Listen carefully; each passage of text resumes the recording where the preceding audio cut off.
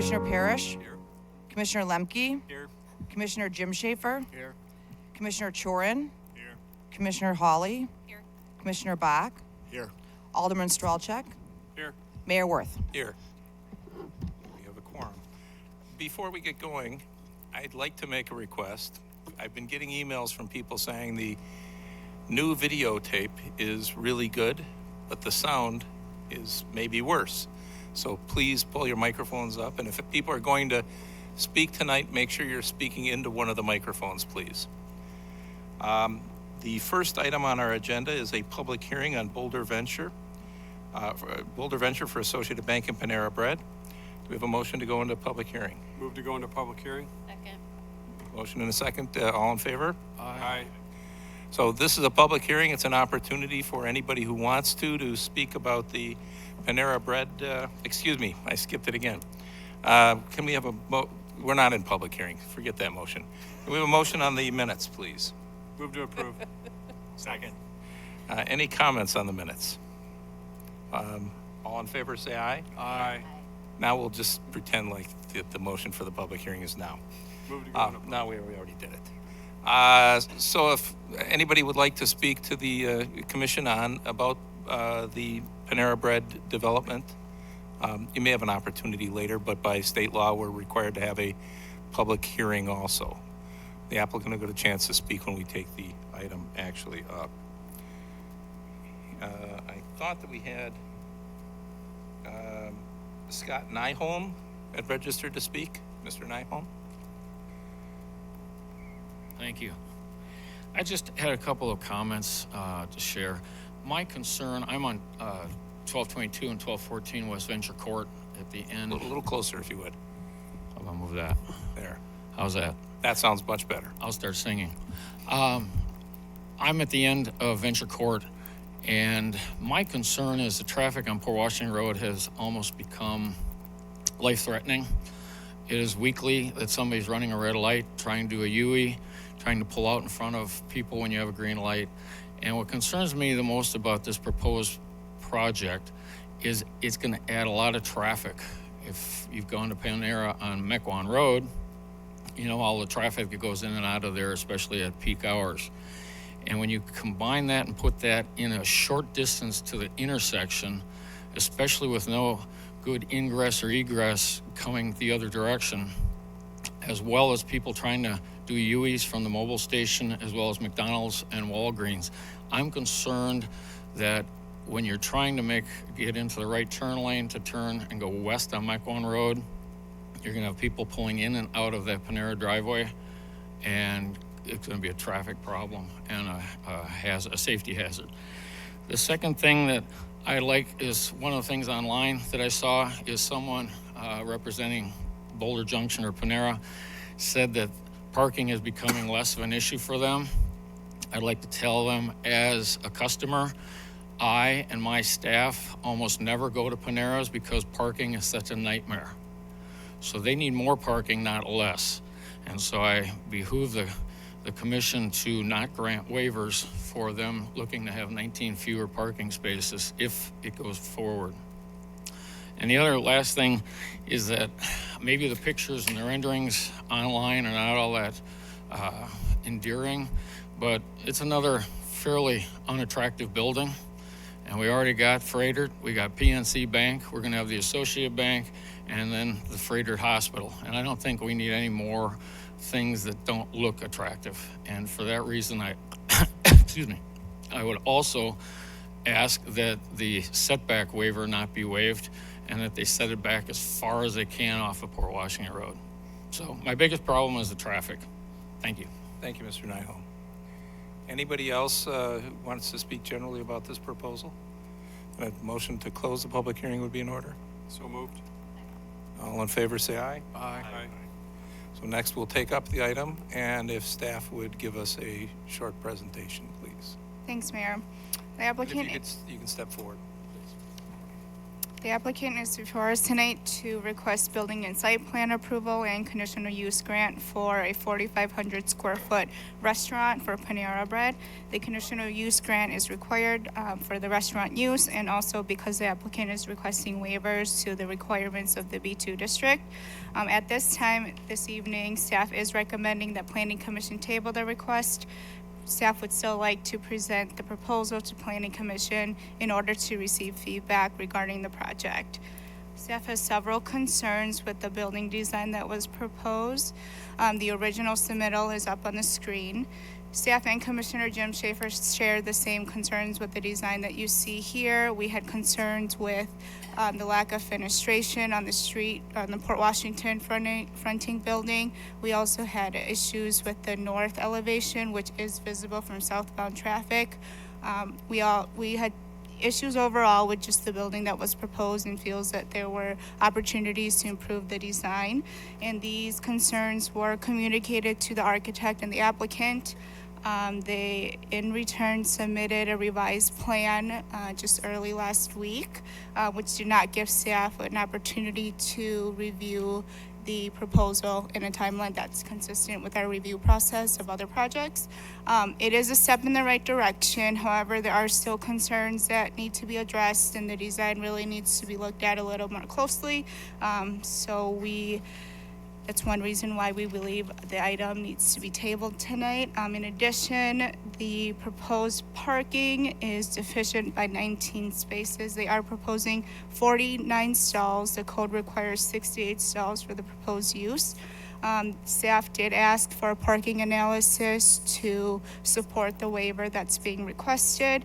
We did not see that analysis. That has not been submitted. So without that information, staff cannot make a determination or does not feel comfortable supporting the parking waiver that is being requested. And while these two are the major concerns that staff had, there are also other questions and concerns regarding the proposal. The setback was discussed with the applicant, and as you know, the PNC building and the proposed associated building are set back or set closer to Port Washington Road. This building is set back further, which comes more in line with meeting the B2 setback requirement. However, it is also set back further than Starbucks to the north, and we just believe that doesn't create a consistent building line from the corner.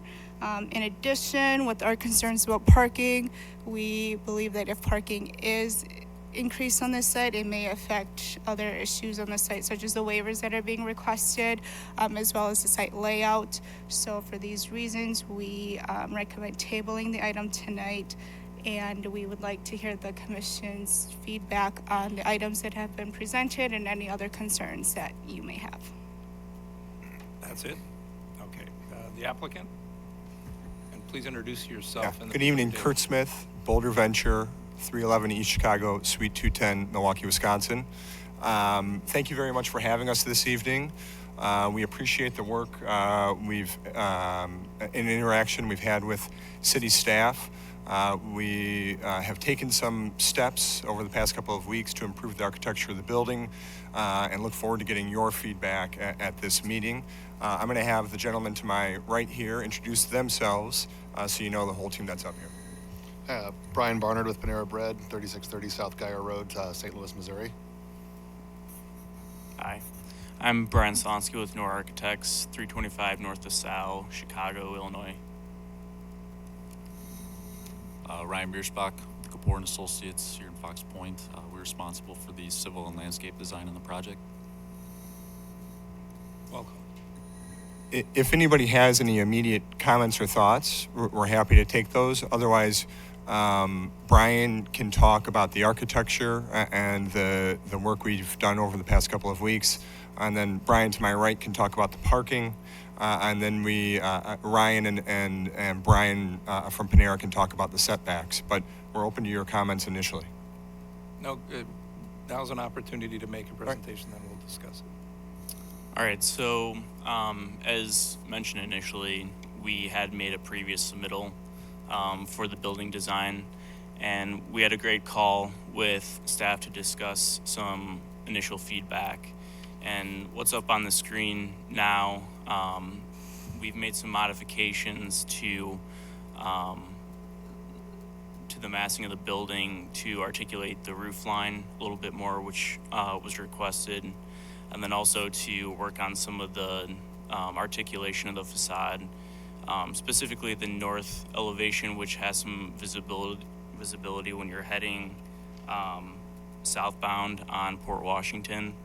Also working on the articulation of the east elevation. You can see that we've introduced a gabled roof line to help emphasize the entry of the building, and added some glazing and some additional awnings on the east elevation. The south elevation, which is visible when you're heading northbound on Port Washington, also has our patio on that side, and we increased some of the articulation on that facade as well. We've also taken into consideration some of the materials that are typical on some of the adjacent building designs, and then we've also considered the overall color of the brick selection to make sure that it is in line and similar to some of the structures that are adjacent to our building.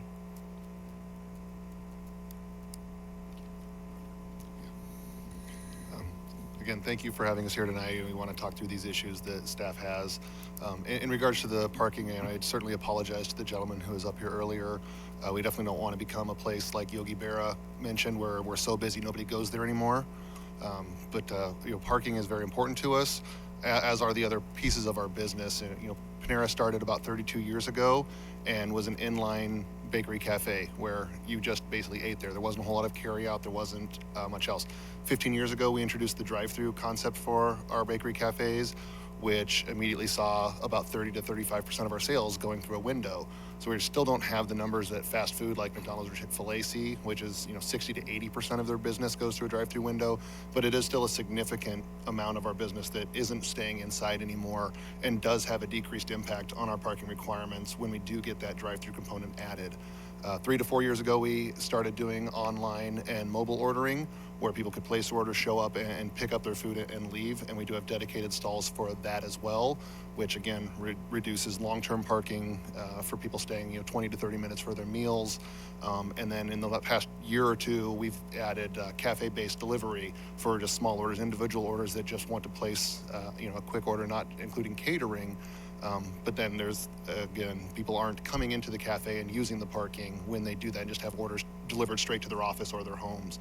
So we've kind of had to develop our own internal parking analysis, and we will provide that to staff so that you have that and can review before the next meeting, where we kind of analyze what our peak hour sales forecasting is, what the required seats would be for people who stay an average of 20 minutes inside, in our drive-through for about 5 minutes, 2 minutes at our rapid pickup, and then the small order delivery is just a constant run of our vehicles coming in and out as those deliveries come through. Through that analysis on this particular site, we found that we would need about 48 stalls. It's 32 direct, and then we always add about a 50% contingency to that to offset it, because not everybody stays for just 20 minutes. Not everybody shows up for just a quick minute and grabs and goes. They run into a friend, they stay a little longer. So that 50% plus or minus kind of gives us the comfort level of what the parking requirements for that site would be. And so the 32 flat math is, with another 16 for that 50% contingency, gets us to the 48 stalls on a site where we're providing 49, in addition to a potential cross-parking agreement with the bank next door. So, from a corporate standpoint, we feel very comfortable with the parking that's being presented here today.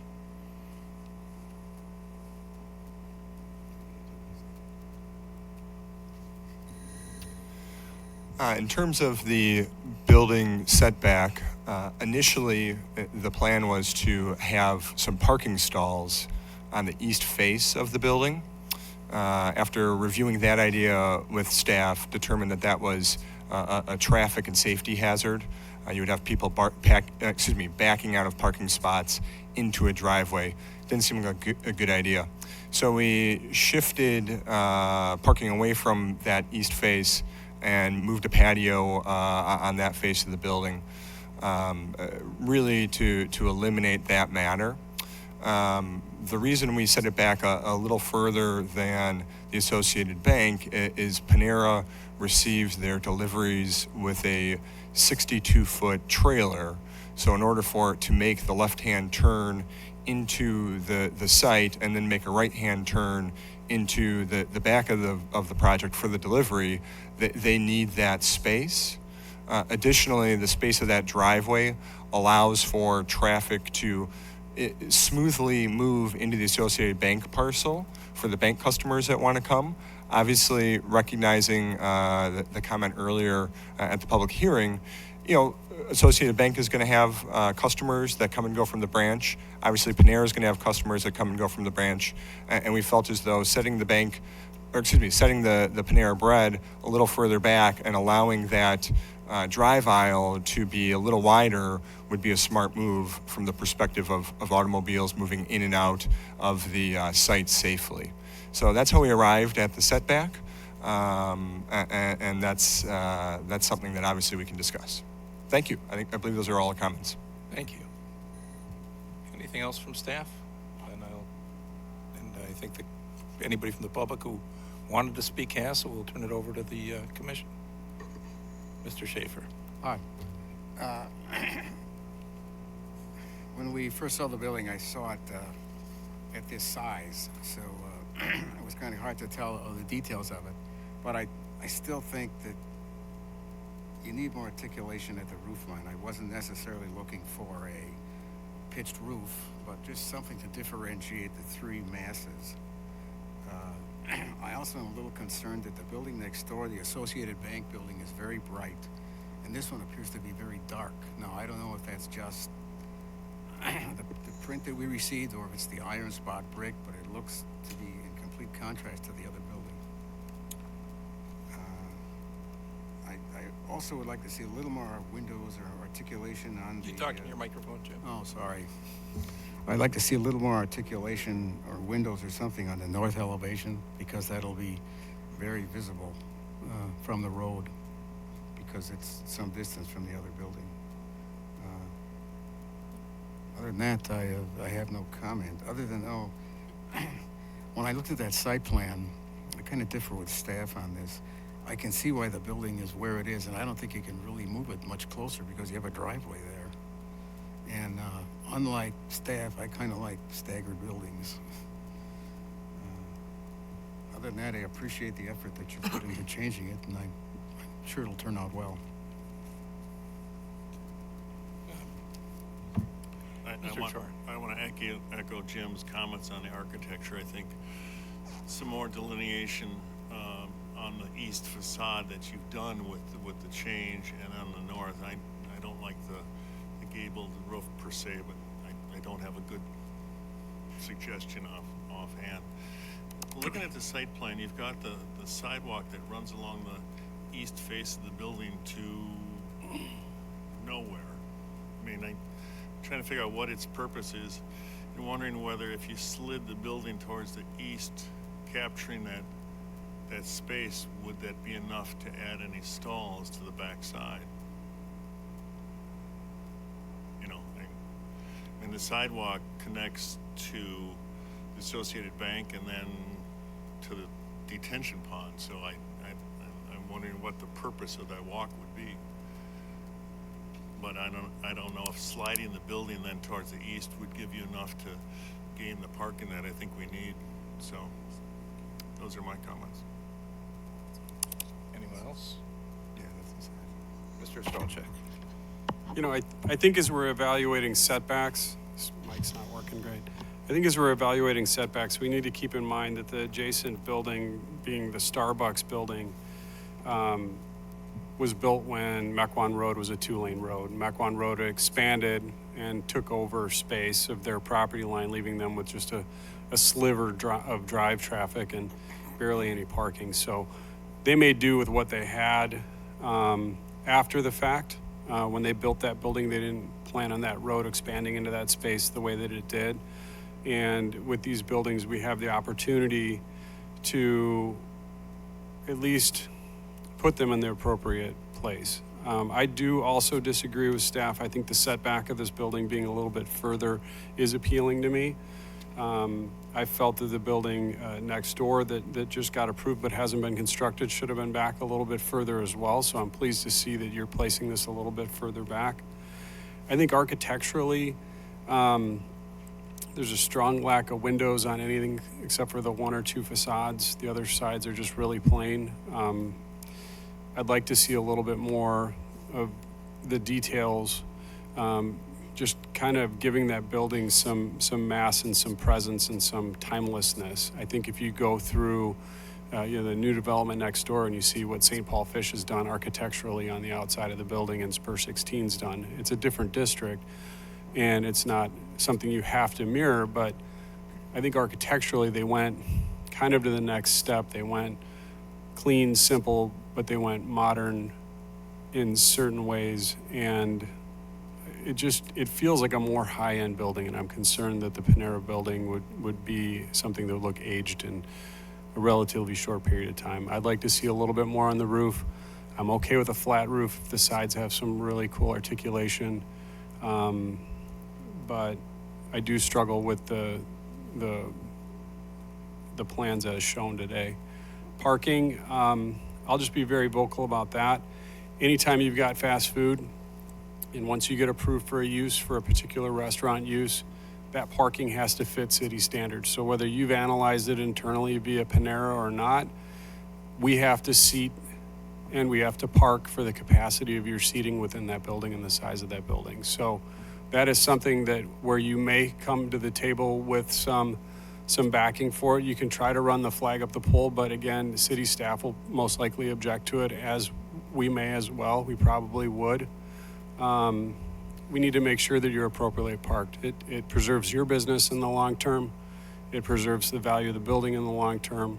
It preserves the use of the building in the long term. And I think it's the right thing to do, at this site. I would be flexible with shifting the building one way or the other based on the semi deliveries. It's something I didn't really take as much into consideration when looking at this. I'm glad that you brought that up. I'd also like to thank Panera for looking to reinvest in the community. I've been to your restaurant multiple times.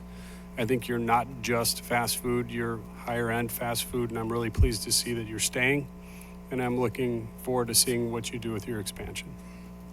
Thank you. Anyone else?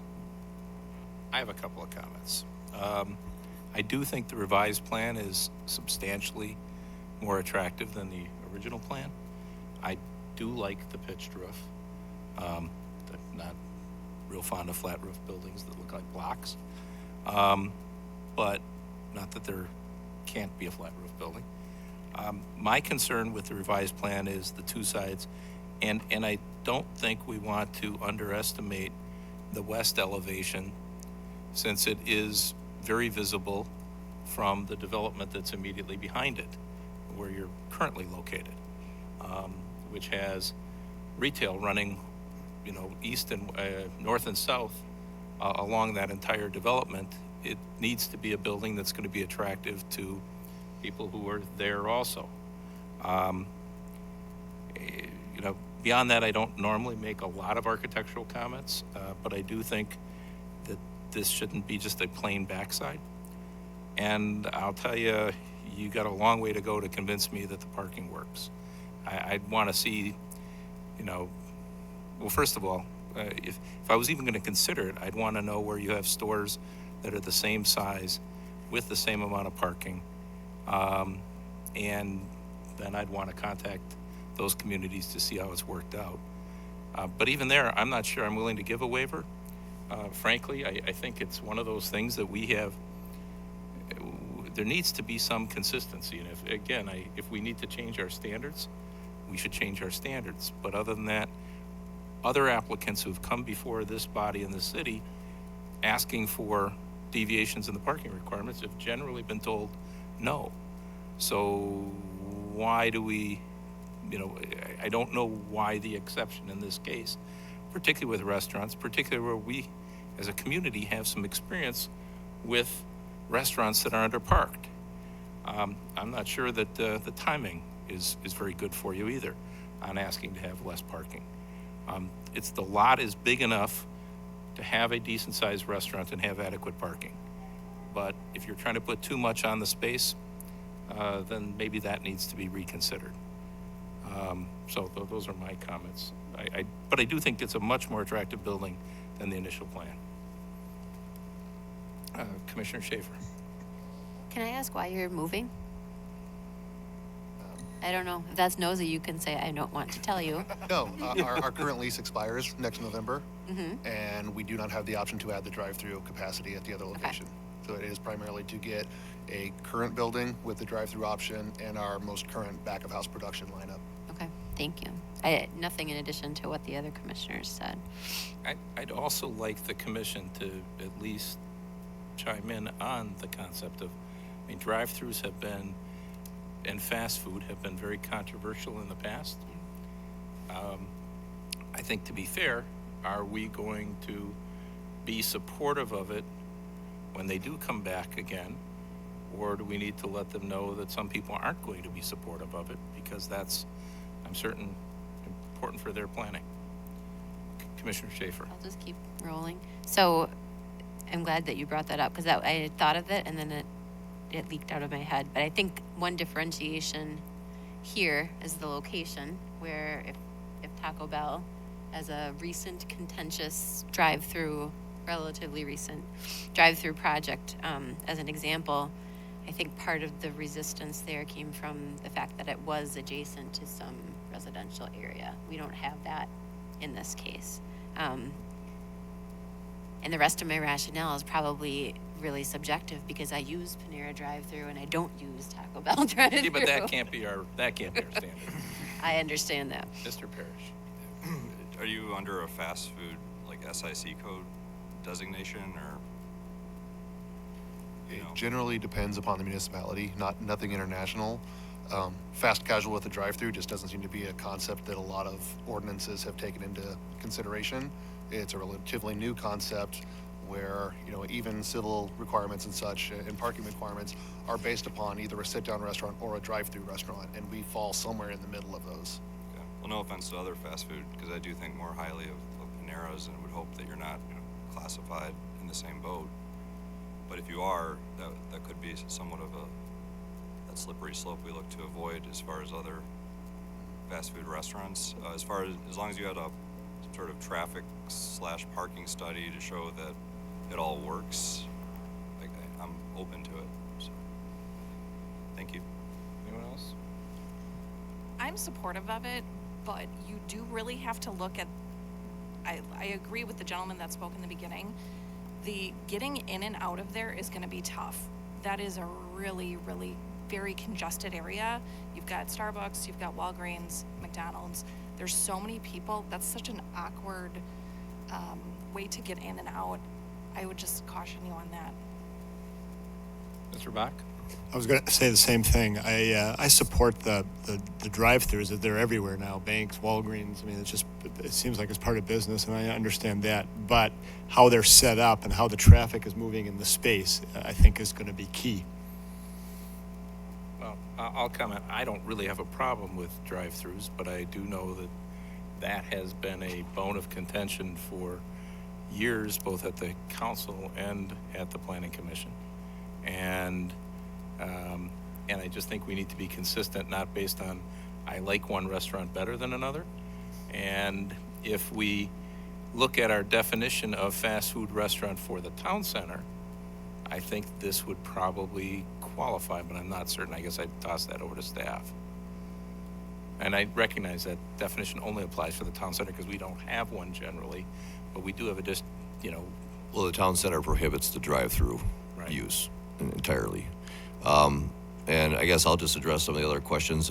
Our restaurants, unfortunately, in the code are lumped into two categories, basically sit-down and fast food. And fast food basically covers more than what you would think traditionally of fast food. Even like Starbucks would fall under that fast food.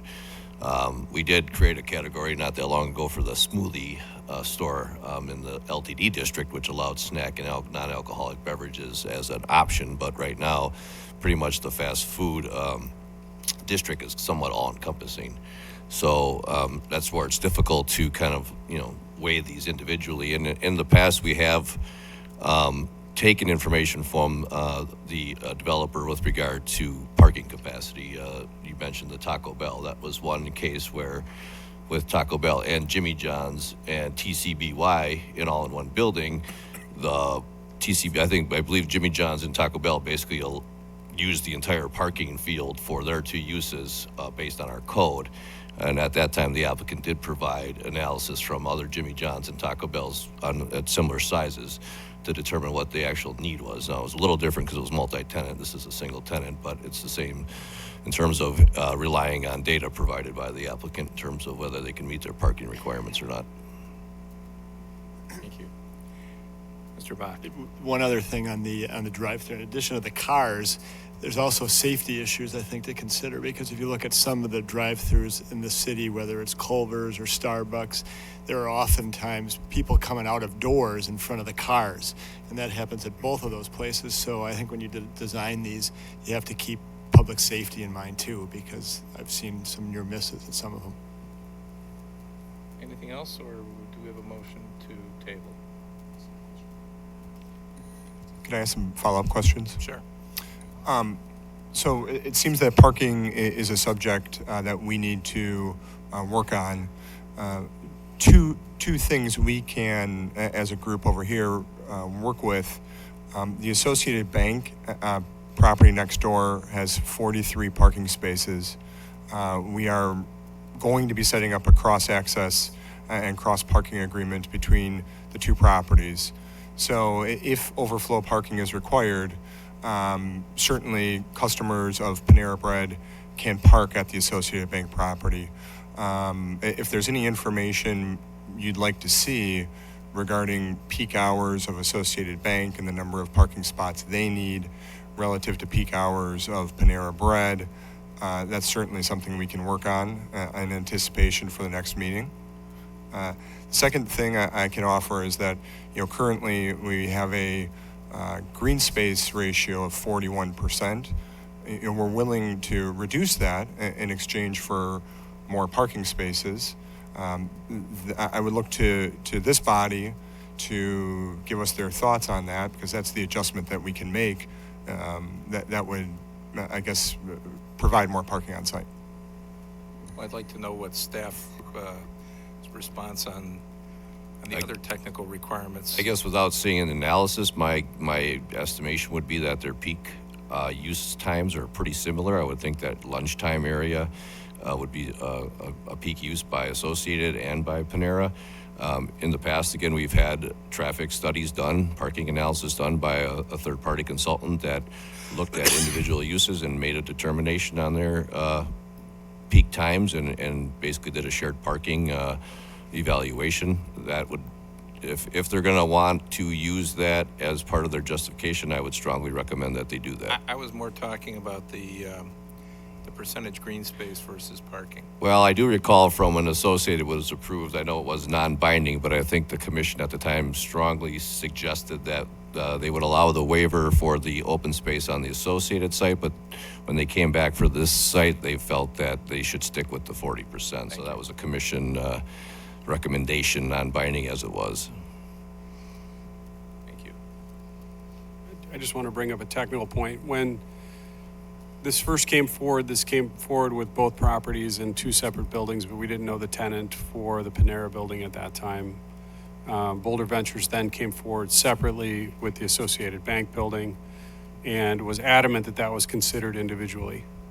And there were several variances. I mean, it was very variance intense, just due to the site constraints and the limitations that you could have taken from the Panera property to met some of those and put it into a PUD or similar.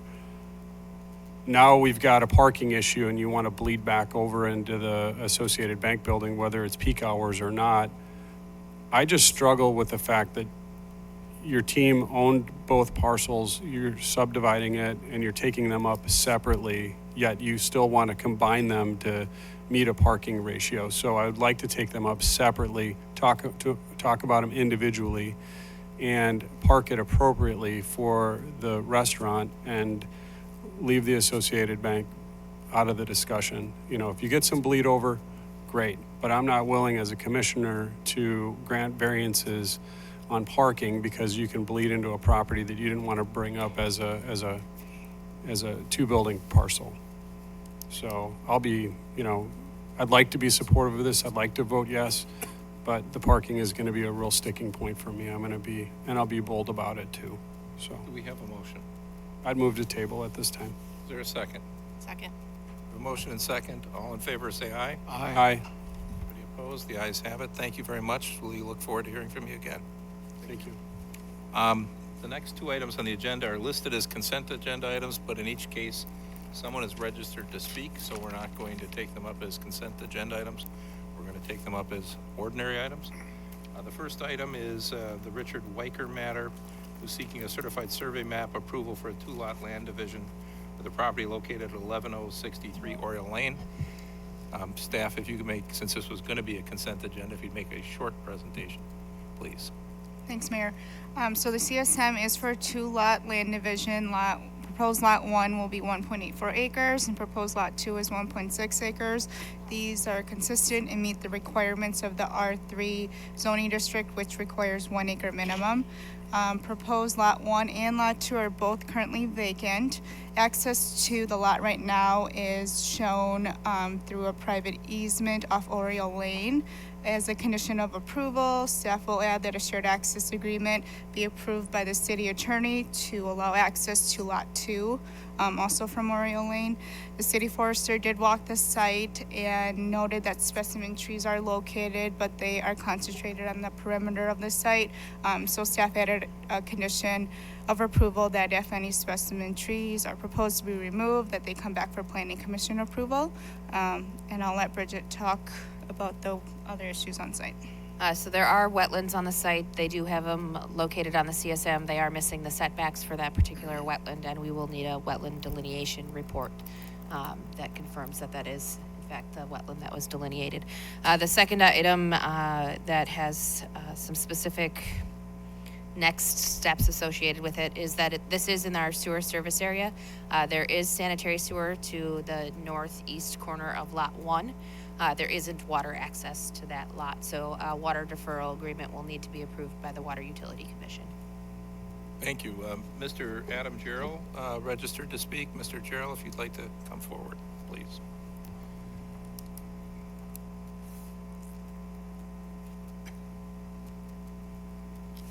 Thank you for giving me this opportunity to speak. My name is Adam Garrell. I am actually the neighbor. If you go up on the map and over a little bit to your right, I'm on the north side of the property. Immediately to the east of the property, you know, if the cursor kind of went, that's me right there. And I'm on a shared driveway with this particular property. I'm here tonight with my wife, Lisa, and my neighbors, Steve and Tiffany Craig. Steve and Tiffany are the properties immediately to the north of the property. I have two other neighbors and friends that would have been here to speak, but for the religious holiday, they could not. One of them is the property immediately to the west, and others own several properties all around. And I wanted to preface my remarks by saying that I don't want to be an impediment to Rick developing his property. That's not the purpose. The problem has been that the historic follow-through with other things done to the property have been poor. Things like damage caused to the roadway through the demolition of the property. There was damage to Steve and Tiffany's property as the vehicles turned the corner on the easement that I don't know if he ultimately dealt with or not. And a gigantic mass of trees that were, I'm talking about a pile that was probably 8 feet tall, 14 feet wide, and over 100 feet long that were left in those wetlands for 2 years, 3 years, until a couple of months ago, he tried to set them on fire, causing a giant cloud to pass over my friend and neighbor to the west property for about 2 days. And in all of that lack of follow-through has caused me to be somewhat of a nitpicker with some of the legal rights and obligations on that property. And I want to reiterate, I'm not going to stand in the way, nor would Steve and Tiffany, to allowing Rick to develop his property. But that requires certain commitments, and the most primary one is to work within approved hours. During the demolition, oftentimes the noise would continue throughout the night. It also would require some sort of bonding for repairing the driveway. The roadway that we're on, that we all share, is about 12 feet wide. It continues about 700 feet from Oriole Lane until it makes the curve and then proceeds down. Replacement and repair of that entire roadway would be an extraordinarily expensive ordeal, and the individual landowners should not be responsible for it. As some of you know, there are easements and there are easements. And when your council referred to an easement to the property, I submit that if you delve into the issue of an easement, it's not the type of easement that would support construction of a property. There's no other way to say this, but examining the various legal agreements that constitute the various easements on this property would be the subject matter of a law school examination question. There are no fewer than 4 different agreements that talk about this easement. The first was created in 1954, then modified a few months later as there was an observed error in it. We're talking about reading things between parties of the first part and parties of the second part on properties that aren't even divided the way they are right now, and trying to drill down to who is granting to who what rights required going back to the deed books to find out how these various things were transferred back and forth. But skipping over that whole point, I'll say this, that originally those 3 properties to the north were subject to what they described as right to use existing driveway. And what it proposed was that if the property to the south, and I'm talking about the proposed property subject to division and the one just north of it, that if it was purchased by this gentleman, that gentleman would have the ability to use that roadway to construct a building, a property, singular, use of the term singular. And that person would then be responsible for any damage to the roadway. I submit that what they discovered a year later and became the subject of a 1955 agreement was that that roadway that they'd shot from east to west missed the property and didn't quite hit it. So then the property to the south, then I think owned by a gentleman named Price, and the property to the north owned by Mrs. Niebel, who still owns it and still lives there, still with us at 90-some years old. They needed to extend that easement a little further to get in there. And that's the nature of it. The easement that existed was for the purposes of building a building. That building was built, that is done. That building has now been destroyed. There's no additional agreement to build another building. That is the nature of the easement that exists. That's the nature of the agreement by the parties that is still what controls us. Then in 2008, there was a subsequent joint road agreement drafted by the 5 owners of the property, the various 5 people that owned it at the time. And that joint road agreement contemplated those 5 as the only owners. It provides no opportunity for other people to buy in for the use of the road. And it includes care and maintenance of the road and what to do if somebody damages it, and repeats this concept no less than 3 separate times. Common ingress and egress of the property. I submit that the problem we had with the demolition of the property 3 years ago was that it was used for purposes of destruction, demolition, and construction that wasn't contemplated. The damages have not been cured. So all of that obviously is a matter for a neighborhood dispute and not so much a matter for the Planning Commission, but I bring it up to you because I think it's relevant for this purpose. If you approve this plan, I think arguably you're approving a landlocked property, a property that cannot be developed, and you're sending a mixed message that there is property that's capable of development, but legally it simply cannot. And for that reason, I oppose it. I ask that you oppose it with this caveat that I would be glad and willing to amend this easement agreement to allow this construction, so long as I'm guaranteed that when the destruction happens to my roadway, it will be repaired.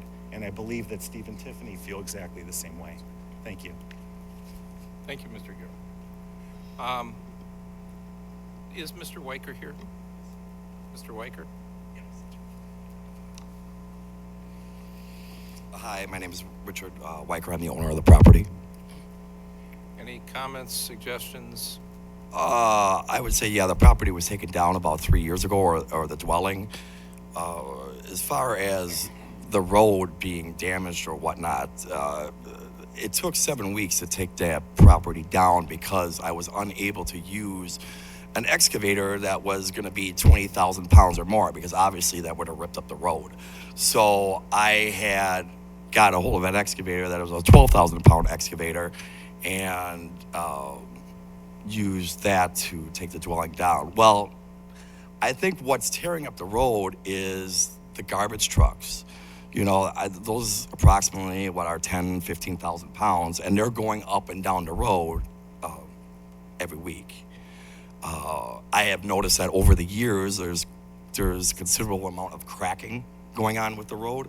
Well, obviously, you know, that's the continued use of the garbage. So for the last 3 years, obviously, I'm not at that property, so I don't have any waste, so I don't need to hire a garbage truck. I have often said over the years to the other neighbors, why don't we just put our garbage cans down by the end of the road, you know, and just walk them up or walk them down. Well, of course, you know, no one liked that, so I didn't have a problem doing that because I don't want to see the road destroyed. It would be quite expensive to fix that, so I guess that's all I got to say. Thank you. Thank you. Staff, any comments? I mean, I guess I'd be concerned that we might create a landlocked parcel. So we Yes. did look at the easements ourselves as we were drafting the review for this particular parcel, and it would be landlocked except for one of the conditions of approval is number 5, that there has to be a shared access agreement. Whether that is an amendment of the existing agreement or a new agreement with another parcel, there just needs to be some sort of shared access to the parcel that's being created before a CSM could be recorded. So I guess that answers that question, and so that leaves it up to the parties to negotiate how they want that access agreement handled. There was Jack. Mr. Zader. Well, typically what we do, this is kind of something that happened a number of years ago on Caredale Lane, where there was a debate amongst the owners whether there was legal access or legal ability to split. So at the time, we had the city attorney review all the existing easements in place and basically make a determination whether that owner has the ability to add another parcel to the road under the current easement. And if he does, then I think we did our due diligence. If he doesn't, then he would have to amend it. But either case, we would, in a case as complicated as this, we would definitely have the city attorney review it to make sure that they do have the legal right to add another unit to the road. So I think as long as we have that as a condition, we should be okay. Thank you. Any comments or a motion by anybody? I'll make the motion, but before I have a long private driveway too, and I think you guys should have a reserve account, and you should be planning ahead for road deterioration, and that's just a side note, but would like to make a motion to approve as based on the staff's conditions. Second. Motion is second. Any discussion? Just got something really quick. I'm leaning towards approval, and it's based on the fact that Mr. Girl's concerns would be addressed. The shared access agreement, if the shared access agreement isn't covered legally as it sounds like it is, my hunch is that Mr. Girl's got full capabilities to work through that and propose something that would work for all parties involved or work together. I wouldn't approve just a landlocked parcel otherwise, but the provision in there that this isn't, that they have to establish a shared access agreement to be able to access both parcels gives the neighbors some backing, and I think it gives the city some backing as well. So, We have a motion and a second. Any other comments? All in favor, say aye. Aye. Anybody opposed? No, the ayes have it, and good luck. The next item is Pinnacle Engineering Group for Jim Forster, seeking a fill permit. Since this was on the consent agenda, if we can keep it even shorter. Oh, there's one person who is not sure whether he wants to speak, so after you give your short presentation, we'll ask him. I'll make this really short. So Jim Forster is proposing to do a condominium development on what's known as the Lexington Square development. This came before Planning Commission previously for building and site plan approval. What they missed in their application was that they also needed the minor request for fill. When they got to that point of their plan review process, that amount was greater than the 1,000 cubic yards. So they do need Planning Commission approval for that. They have gotten all of their other approvals in place, including the Milwaukee Metropolitan Sewage District review of their stormwater plans. The city review comments were down to, I think, only 2 or 3 that are left, and they're minor in nature. So this is really the last approval that they need to continue to move forward. With there being more than 1,000 cubic yards of fill are actually excavated material being removed from this site, they will need a haul bond, which is traditional for those larger.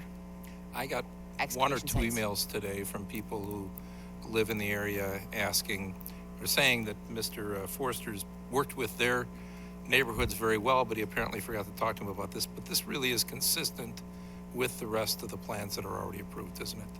Yes. Simply a technicality under the plans that are approved. Correct. In the original plans that came before the Planning Commission, and I apologize, I don't remember the exact date of it, there was a rectangle that was in the same area as their pond. So they haven't deviated from what they had originally proposed to Planning Commission. Okay.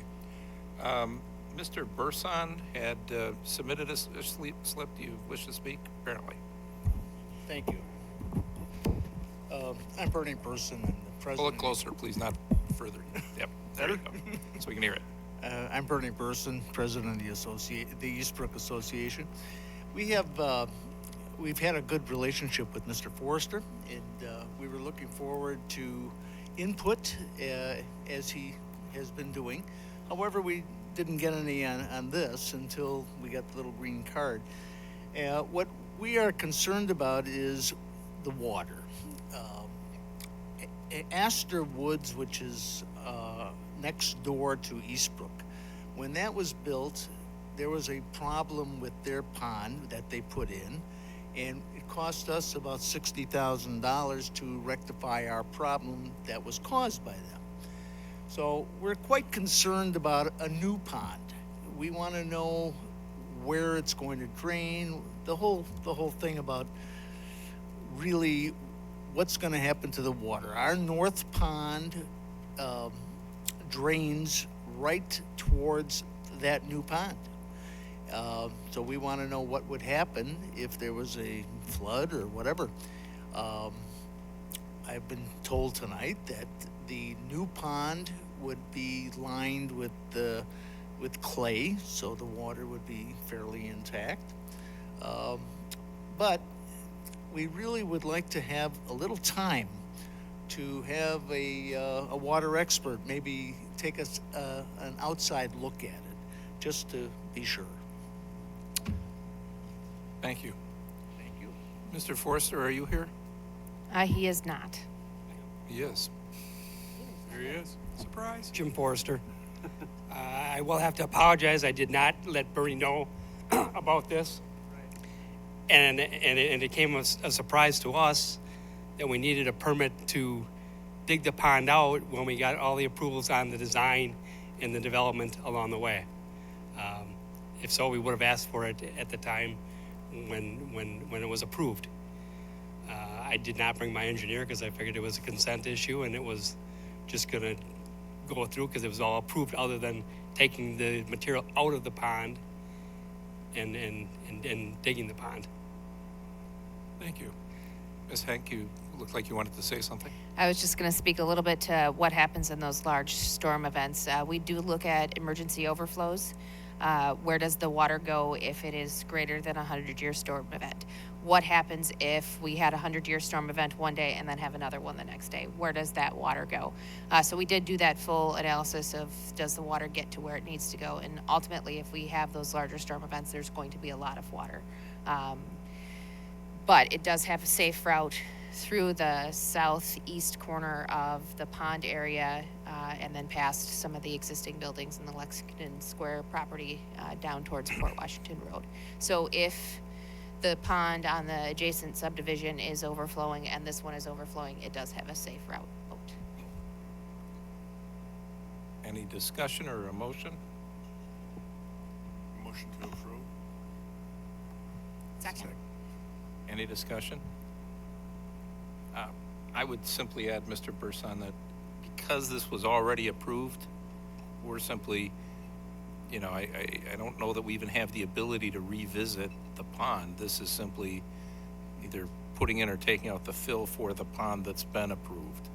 So ordinarily I'd say you should get your kick at the cat, but I'm not sure we even have that ability this evening.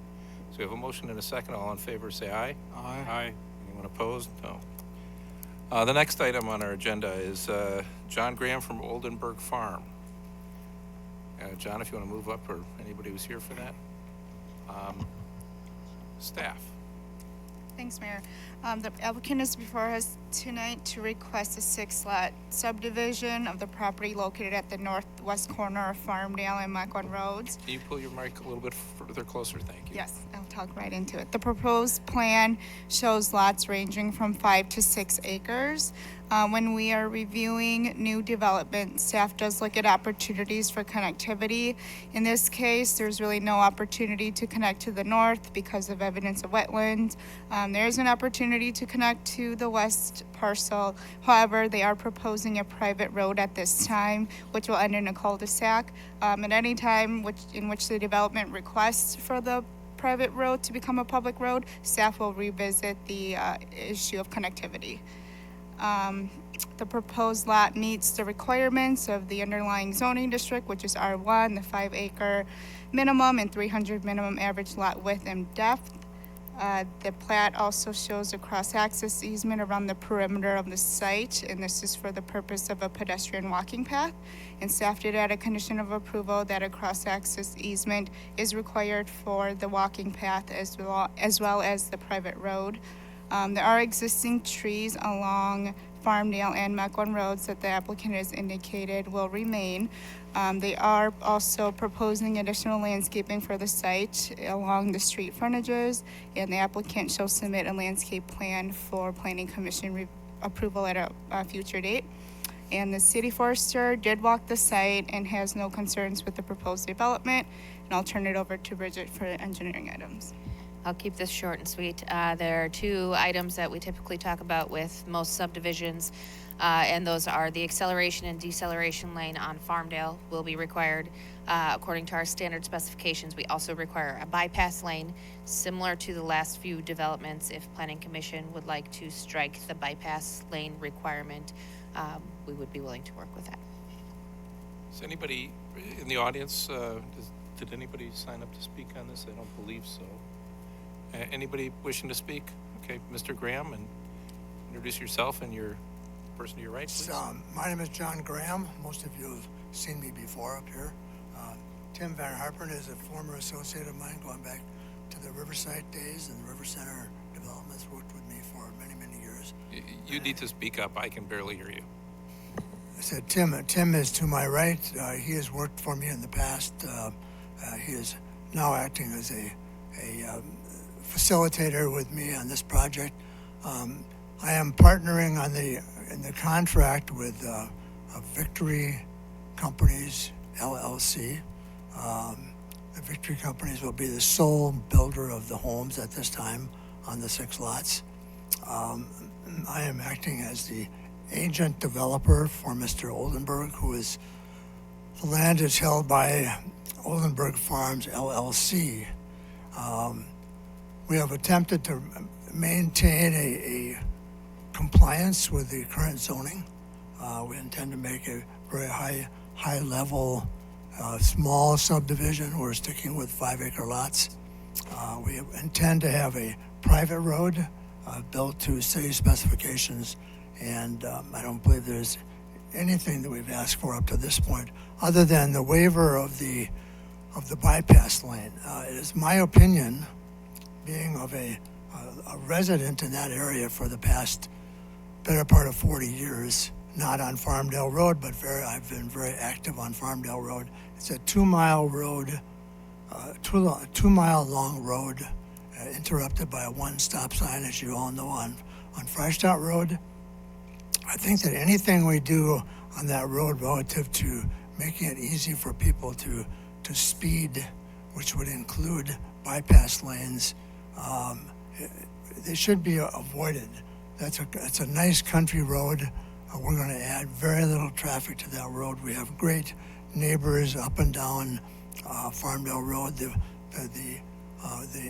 farms that are vegetable farms, the Barthels and our Apples, it directs a lot of traffic through there, and and it's been handled very, very well over the past 40 years that I've been out there. So other than that, we intend to work with the city planners and comply to the requirements. We're not looking for any changes in zoning relative to lot size. That basically covers it. Happy to entertain any questions. Before we get to discussion, any questions for staff or for the applicant? Mr. Bach? I'm just curious about the water out there. Is this like a community well or individual wells? These are all individual wells. Everybody that is in West Mequon is on the individual wells that I'm aware of. And there is no evidence that city water will reach that area. I moved out here in 1983 on a property off of Bonneville Road, and I thought, boy, before the end of 20 years, certainly there's going to be sewer and water out here. This is 20 years later, and there's still no evidence that that's going to happen. So there's definitely septic, mound systems, and well. I have one question for staff, and that was, you mentioned that if it ever, they wanted to make it a public road, we'd re-examine connectivity at that point. How do you do that once it's built?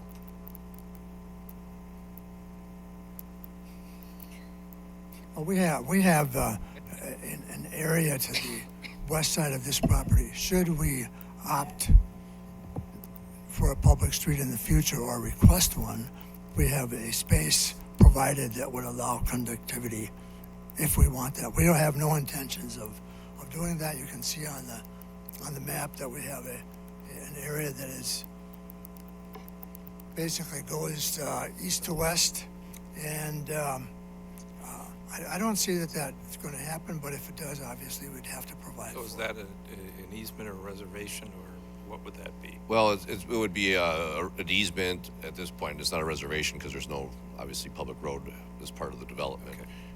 And they would have to go through that process to ask to be converted to a public road at a later date, and then that's when we would ask for that extension to be made up until the property line. Thank you.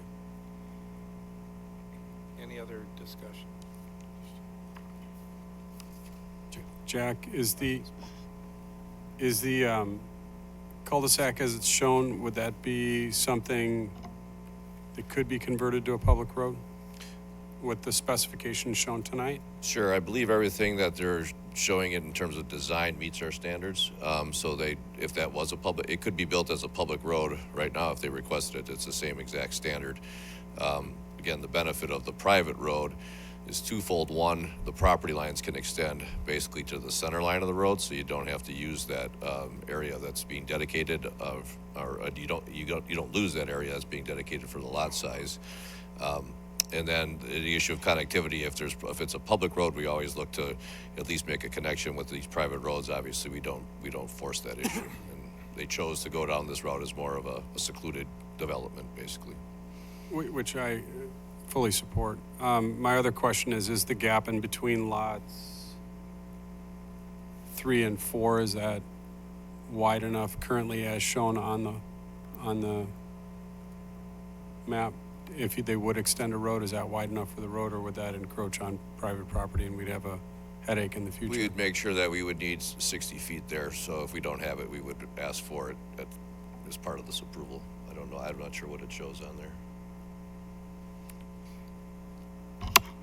Mr. Chor. It's not dimensioned on the plans, so we don't know if it's 60 feet or not. That would be appropriate for when we get around to a motion to add that in. Mr. Chor. Jack, does the plan show the deceleration lane?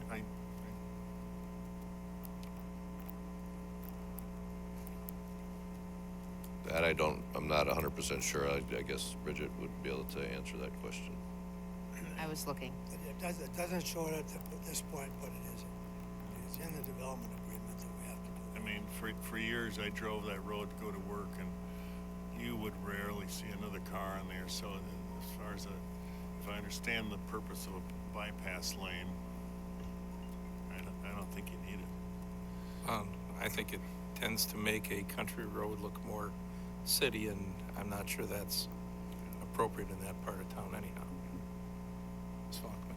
I think, again, if I may, having lived on country roads, having lived on country roads all of my life, and certainly all of my life here, that people have a tendency to abuse the streets. I mean, Highland Road is where I live. I mean, and I live over the crest of a hill. It's not uncommon for me to drive out in the morning, even though there's not a lot of traffic.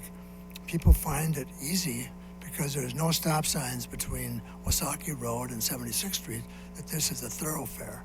So anything we do that makes people think that they can speed, which would be acceleration, deceleration, bypass lanes, that means they can just whip around people that are looking to make a left-hand turn. And I think it destroys the country style roads. Personally, this is one of the shortest, other than Hawthorne Road, probably the shortest road in Mequon, and it is hopefully something that will stay that way for a long time, because it doesn't go anyplace.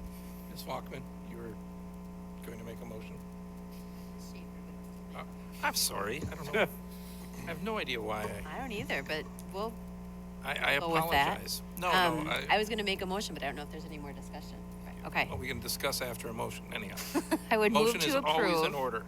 Move to approve with the exception of I would delete condition 13 of staff's recommendation and add that the plan has to allow the 60 feet of required space should the connectivity for public road be required in the future.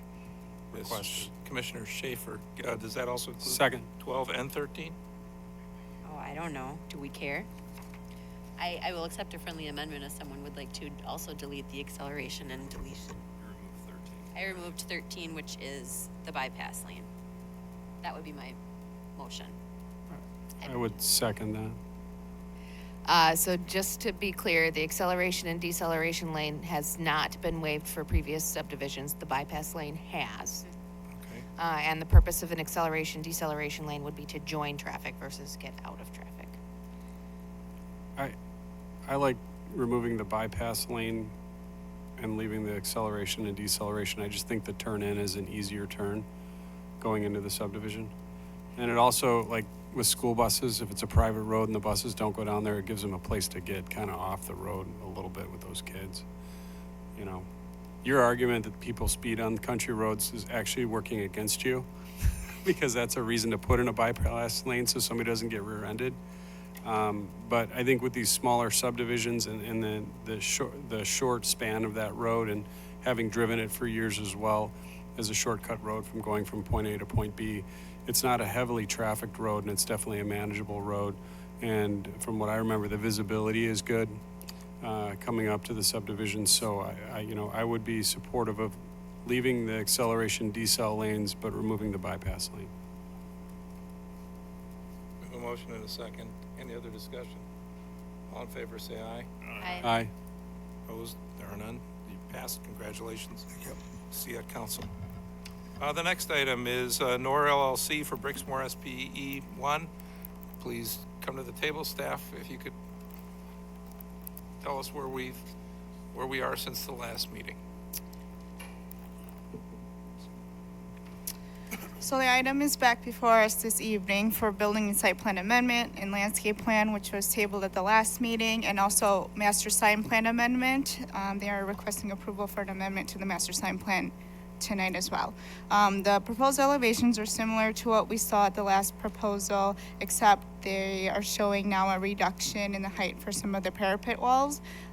This was a concern that the architects and the commission raised at the last meeting. They thought that the massing was off on the proposed elevation. So most of the parapet walls and tower elements have been reduced in height with the exception of 3, which are shown at the 30 feet 2-inch height, which is the existing height of the roof ridge right now. So there are only 3 tower elements which will be at that height. The rest have been reduced. The proposed height does meet the requirement of the B2 district. During a meeting with the Commissioner Jim Schaefer and Commissioner Chorin, there was concerns about the massing of Chancery, which at that meeting was still shown at a higher height, but the applicant since that meeting has reduced that height by 2 feet. We think that is more in line with the rest of the massing on that corner of the property, and staff does support that height for Chancery.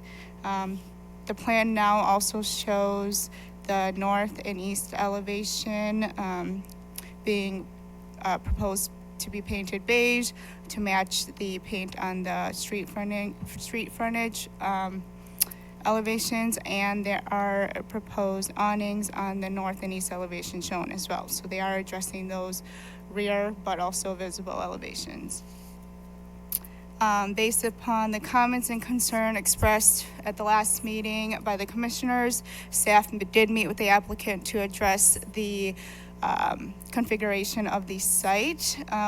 Staff did offer some recommendations for improvements to the traffic flow. However, the applicant indicated at that meeting that they are unable to commit to any changes to the configuration of the site at this time due to the limited funding and also due to existing lease agreements.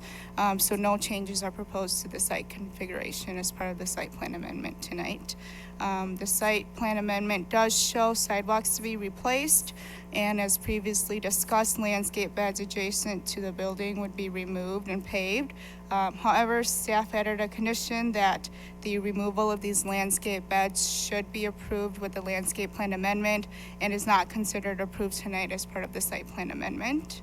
The site plan also shows new trash receptacles and benches for the site, as well as improvements to the trash enclosure. Staff is adding a condition of approval that the southernmost dumpster enclosure be addressed as well to address the concerns that were raised by the property owner to the south. That is not being shown as updated on the site plan at this time since it is not part of phase 1. However, staff added a condition of approval that those gates and that enclosure be updated as well. Again, at the last meeting, we did hear from the business owner to the south who expressed concerns about the condition of the south entrance. Since that meeting, staff has been out on site and we have spoken to a worker at the business to the south, and they did indicate that stop signs and pavement markings have been updated within the last month. So we believe that the applicant has addressed some of those concerns. However, we are adding a condition that, again, the trash enclosure be addressed, and we are adding a recommendation that if the new markings and stop signs don't address the conflicts at that south entrance, that there is an opportunity to install do not enter signs if there are continued wrong way drivers at that entrance. The lighting plan that is before us tonight for approval is the same that we saw last time. They are updating the fixtures and light poles on site. There will be no changes to the parking lot lighting. We're asking that they show that all fixtures would be full cut off to meet the lighting code. And then the master plan amendment that is before us tonight does not change the size allowed on site currently. They do amend the language in the plan so that it addresses the changes that are being made to the building.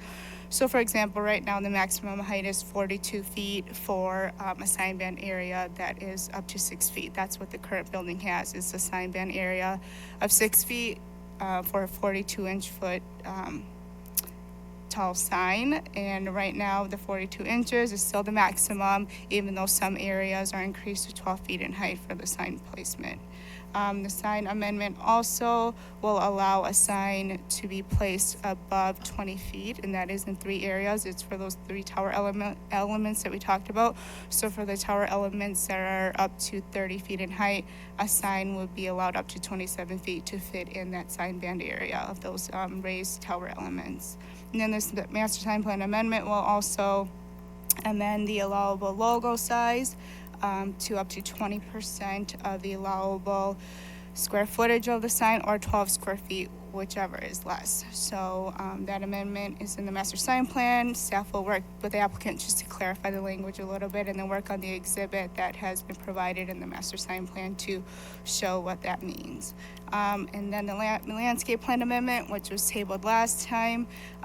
Staff is also recommending tabling the landscape plan amendment tonight due to changes that were recently submitted to staff. We were unable to review the landscape plan changes before this meeting. They are showing that they will be increasing, or they will be removing the landscape beds adjacent to the building as they previously discussed, but they will be increasing the landscape beds in the parking areas in other areas of the site to basically make up for the removal of the landscape bed and basically wash for the open space requirement. They will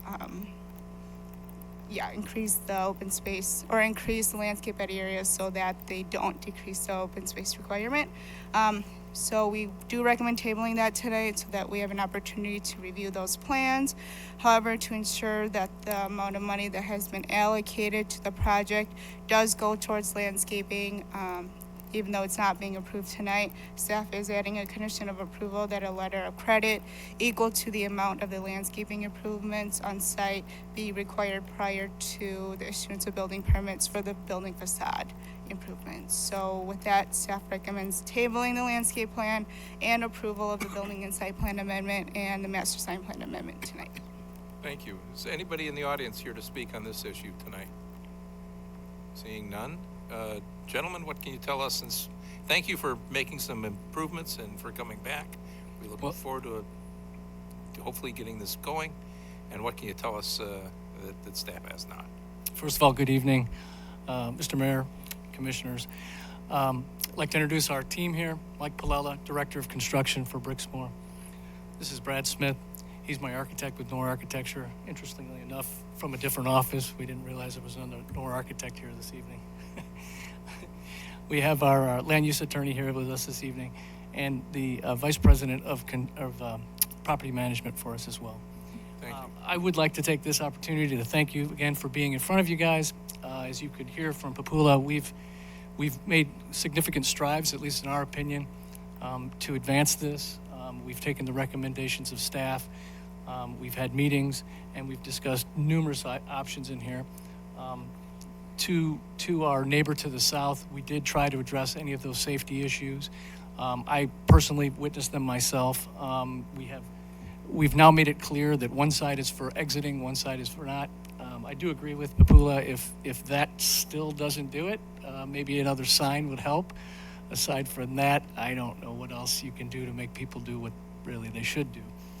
So we definitely, we're a part of this community. We want to make sure that our neighbors around us understand that too, and we wanted to make sure that any safety concerns were addressed. As far as the architectural aspects of this project, we've taken all recommendations. We've lowered basically all except for 3 of the elements. And so now I think that staff at least is on board with the overall look and that fear. Segueing with that was the signage package, which at the last meeting I didn't even realize was really the issue. And we have worked with staff in order to ensure that the signs that we put out there are appropriate. We did not want to increase our signage for the actual sign letters, but it did make sense since some of these elements were now becoming taller. We wanted to make sure that we could place them appropriately on those facades, and we have addressed that, and I think to a good resolution there. We have actually issued what I would call a 0-0. Actually, we're slightly in the plus on the landscaping aspects of this. Certainly, I would like to leave here with full approval, but I understand that the staff wants to review that a little further. They didn't have as much time. I was working with the civil engineer between now and then to come up with some solutions. We were working with our in-house attorneys to review leases and whatnot to find out if restrictions were there, which they are. So we've been kind of trying to get either to a net zero or slightly above, and we think we have that. So we're hopeful that in the next month or so that will be resolved, and we'll be able to proceed with all of our work as that is. So we're excited, and we'd like to hear from you guys. Thank you. Questions before we get into discussion? Anybody? So, discussion. Oh, sorry. I wanted to thank the client. We had a great meeting with them. Jim and I met with staff and the client to modify the parapet heights, and I think what we've come up with we like and meets the city. So I want to thank you for your effort. You're welcome.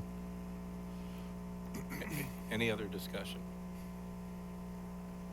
Yes, Commissioner Schaefer. Thank you. I have no idea where that came from, and I apologize. It's not even my normal alias, so I don't know. No, I got an email today from somebody, and I don't know what I was thinking. But, That's okay. And maybe this is actually falling under the question category, and it may go to both of you. So I think it's great. There was a lot that came away from the last time, and I know you must have worked very hard to address the majority of it, so thank you. One outstanding concern, I guess, or question that I have is around the phasing. So this is phase 1, which is great, and the outstanding pieces would be Sendix, that end to the south, Sendix, and then that standalone piece that has Neroli and whatever is in there. and then DSW and Bed Bath & Beyond to the north.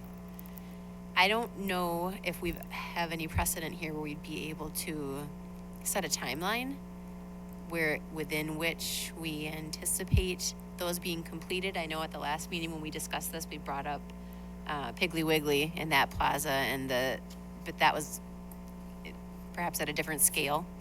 I think this is great. I'm just not sure if there's a way that we can perhaps get some assurance of the completion of the overall project.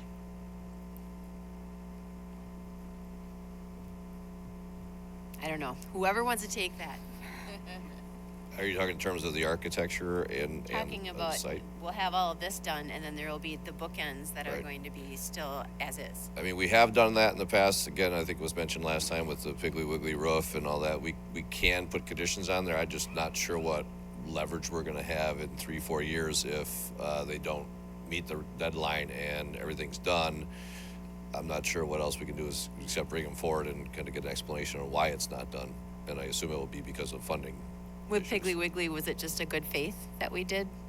That we just said? We this put is it what as you a had to- condition. I think the owner at the time, though, he said he just didn't have the money to do it. Yeah. At that point, he said in the next 3-4 years, I'll be able to do it. So there was an agreement basically between the two. With their inability to determine their funding sources, I think that might be more difficult for them to agree to that.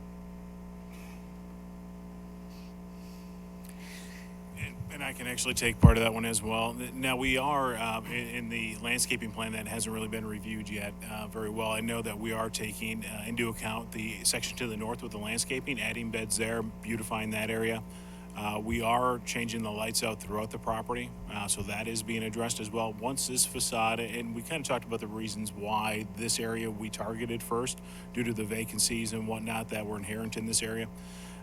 Once this project is done in this area, the other tenants, they're going to be the ones that will pressure us to get it done, right? I mean, the other tenants in those bookend spaces they'll be knocking, they'll be calling. We are looking to do this project. An exact timing we don't have yet, but it is something that we're very proud of what we're doing here, and we certainly aren't looking to leave it this way. Mr. Parrish. Sure, thank you. And Commissioner Schaefer, we did talk about that at the beginning of last meeting, and I'll touch on that comment as well, just where my line of thinking is. But I did want to thank both architects on the commission for sitting down with the applicant, and I think you both did a great job conveying what a lot of us were looking for. And then I want to thank the applicant for being so reactive. I mean, really an impressive turnaround to jump on this with the street markings and signage and all that. It was really impressive. So I like the colors and the awnings. I think it's fresh and modern. I did feel that I do support the landscape plan and Mike Geis's initial feedback. I think it's really well written. I do have the same concern about throwing good money after bad. Not that I don't like the landscape plan. I think it's excellent. I think there's just this long term, if you're gonna start ripping out islands and making bigger green space areas, I think it kind of comes back to the longer term land use planning issue. And just to throw out some ideas, I mean, what if you had knocked down part of it someday? You know, some of the buildings along the front road and built some nice restaurants, or knock down another section of the building and put up a hotel. I mean, you have such a large landmass area, you're in a TIF, and I think there's a lot more you can do with land use planning, and we can't force it. I guess this is where my mind is at this point. And Becky, to what you were saying, is I don't think we can force them to do all this immediately or in the next few years. I think the market will speak, which is what you just said. And I think the other tenants, they'll gripe to their landlord and complain, and they'll force the renovation. What you heard out of me last time was probably a little frustration on behalf of the community. Just it was great to have you here after, I don't know when you were here last, a long time ago.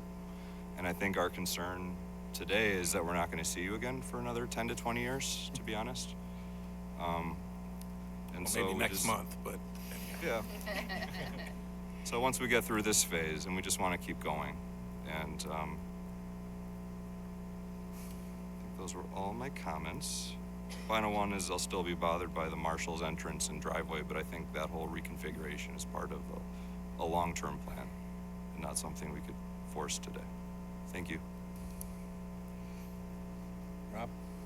I just want to reiterate, I'm really happy to see you guys. You know, this is our first major development in the city, and it was one of our largest multi-tenant facilities in the city for some time. And you know, I was really proud when this went in as a kid, and I'm really glad to see that you guys are making a reinvestment in it, because I'll mirror what the other commissioners have said. I mean, it's time to do this, and but it's welcomed as well. So thank you again for the effort. And you know, I think from what I'm seeing as as an alderman and a commissioner and a resident, is that there's some vacancies in this facility. I think this freshening up is going to do exactly what it's intended to do. It's going to drive interest. It's going to drive motivation to go there and to shop at the tenants. You're bringing in some great new tenants. And I think as they are filling vacancies and taking in rent, there's going to be the ROI to continue to do the improvements that the entire commission is hoping that you finish this project. I think what you're doing here in the phased approach leaves the ends a little bit untouched and noticeably untouched, but it's not grossly unnoticeably untouched. Otherwise, mirroring what Commissioner Schaefer said, I would probably be opposed to just doing a portion of it and not having it still look somewhat cohesive with the rest of the development. I think you're tying in with the rest of the development. I do have one question on the sign height. Again, remind me, we're at how many feet on the sign height on those key sites, and then what does the code read for maximum sign height? So as part of the master sign plan, they are proposing 3 locations where the sign will be, the top of the letters will be at 27 feet. So that would be approved tonight as part of the master sign plan amendment if the commission approves that. And those are for the 2 end caps. So it would be for the Aurora, Fred Astaire. There's a vacant end cap on the northeast corner, and then for Marshall's. So it would be the 2 end caps in Marshall in the center where the signs would be at 27 feet, or the top of the letters would be at 27 feet in height. Code allows how many feet? 20. 20? So as part of the master sign plan amendment, you can deviate from the code as part of a plan, and that's what they're requesting tonight. And I do, I think it's important to reiterate, on the commission here that because this development is so large and the massing of it, and there's so many tenants, that in this particular case, the 7-foot deviation, in my opinion, would be appropriate. I'm not a big proponent of deviating from sign heights. In fact, I usually dig my heels in pretty heavy on it, but I think with this development in particular and the value of this project for our city, A, I think it fits, and B, I think it works well with what they're trying to accomplish, and I don't think it will stand out as a sore thumb as some would maybe have a concern with a different property that wasn't massed as large. So I would support it. Any other comments? Do we have a motion? I'd move approval. Perhaps we need 2 motions? Or a couple together, but one to table, one to approve? So I'd make a motion to table the landscape plan, further review per staff. Okay, we have a motion and second to table the landscape plan. All in favor, say aye. Aye. Aye. Need a motion on the I'd make a the motion rest. to approve the rest. Do we need a contingency in there for the escrow or the line of credit, or that's subject to staff's conditions. subject to staff's It conditions? was a condition of approval. Okay, yep, that's what I thought I read, but I wanted to make sure. Is there a second? Second. We have a motion and a second. All in favor, say aye. Aye. Opposed? Good. We look forward to finishing up with the landscape plan. Thank you. And seeing it get built. Thank you. Thank you very much. The next item on the agenda is lakeside development for the residents at Foxtown. Mr. Zader, we have you now. Yes, you do, for the next few. So this is a request for the pocket homes for the Foxtown development. This is 23 single-family lots, and of course, froze up on me as soon as I start speaking. this was consistent with the PUD that was approved for Foxtown. There's 3 items in front of us tonight. One is the preliminary plat, one is the development agreement, and one is for a rezoning recommendation. I'm just bringing up the plat on the screen for you. It's a lot easier to kind of look at it and discuss. So this is basically the plat. This is kind of similar to what we've seen throughout the process with the Foxtown development. This is known as Site F. There's a connection to the E1 and E2 buildings, which are located along Industrial Road, so access comes in through here. And there's actually a connection to the north here that would connect to the E1 buildings, as well as there's a connection to the back. This is the parcel D, which would be the Hamburg Hall. That has not come in front of you yet as yet for approval. So the 23 lots are located in this area. We worked with the applicant, had several meetings with regard to figuring out some details on these tighter lots. We think we've gotten there with regard to sidewalk locations as well as parking stall locations, and there's a couple minor details we're trying to work out. We have an issue here with a little bump out that we're trying to figure out exactly how that's going to work. Basically, the traffic flow would come down the street, and this is more or less an alley for the backs of those garages. So we want to try to make sure that we have the eye of attention of a driver to come down this way and get to the front of the site. So we're trying to figure out exactly how this will work and look with the back sides of those garages.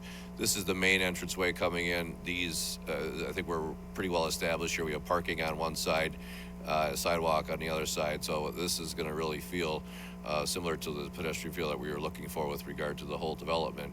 And then we also have the back sides of garages along here that abuts the building D site. So we're not as concerned about how that elevation looks as opposed to this one here. So we're pretty close. I think we're getting there in terms of getting this approved.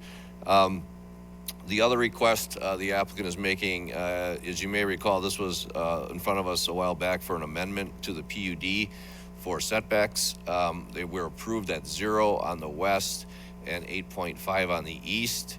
The applicant found out after that meeting that the Uniform Dwelling Code of the state of Wisconsin basically says if you're within 3 foot of a property line, you have to do fire rating of that elevation, so that would impact windows as well as the exterior, which would also add cost to the development. So the applicant is now requesting to amend the PUD to change that from 3 foot on the west to 5.5 on the east. And as long as he's going forward with that request, he's actually also asking to reduce the setback to the rear from 5 feet to 3 feet for those detached garages. Feels that gives him a little bit more space for a yard and on the areas where there'll be detached garages. So with that, we do recommend the preliminary plat development agreement and the rezoning recommendation. This will go to council for the rezoning recommendation as well as the development agreement. Thank you. Anybody in the audience wishing to speak on this issue? I guess not. Gentlemen, anything you want to add? Yeah, I'm Brian. Please introduce yourself. Yes, I'm Brian Shive with Lakeside Development, and this is Ryan Zabjek with Lakeside Development, and we are the architect and site coordinator of this. The one issue I have that I want to bring up is with the development agreement. I was not able to review it before it was published in the packet. So the issue is the development agreement limits the number of dwellings that we can start before the final plat is approved. Right, it limits it to 2, and we would like to increase the number that we could start. Has that been discussed with staff? Is that just a staff thing that we can discuss with? Have you discussed it with staff? No, I wasn't able to because I didn't realize that was going to be a major portion in the development agreement. No, I'm not sure we should be having initial discussions at the planning commission. So kind of the choice is we go forward with what we got, or we table it and come back next month. Jack, is the number of starts negotiable? Sure, we have in the past. I mean, typically it's 2. In some cases with smaller subdivisions, it's 1. Now, this is not an overly large subdivision, and it's not being phased from what we can see.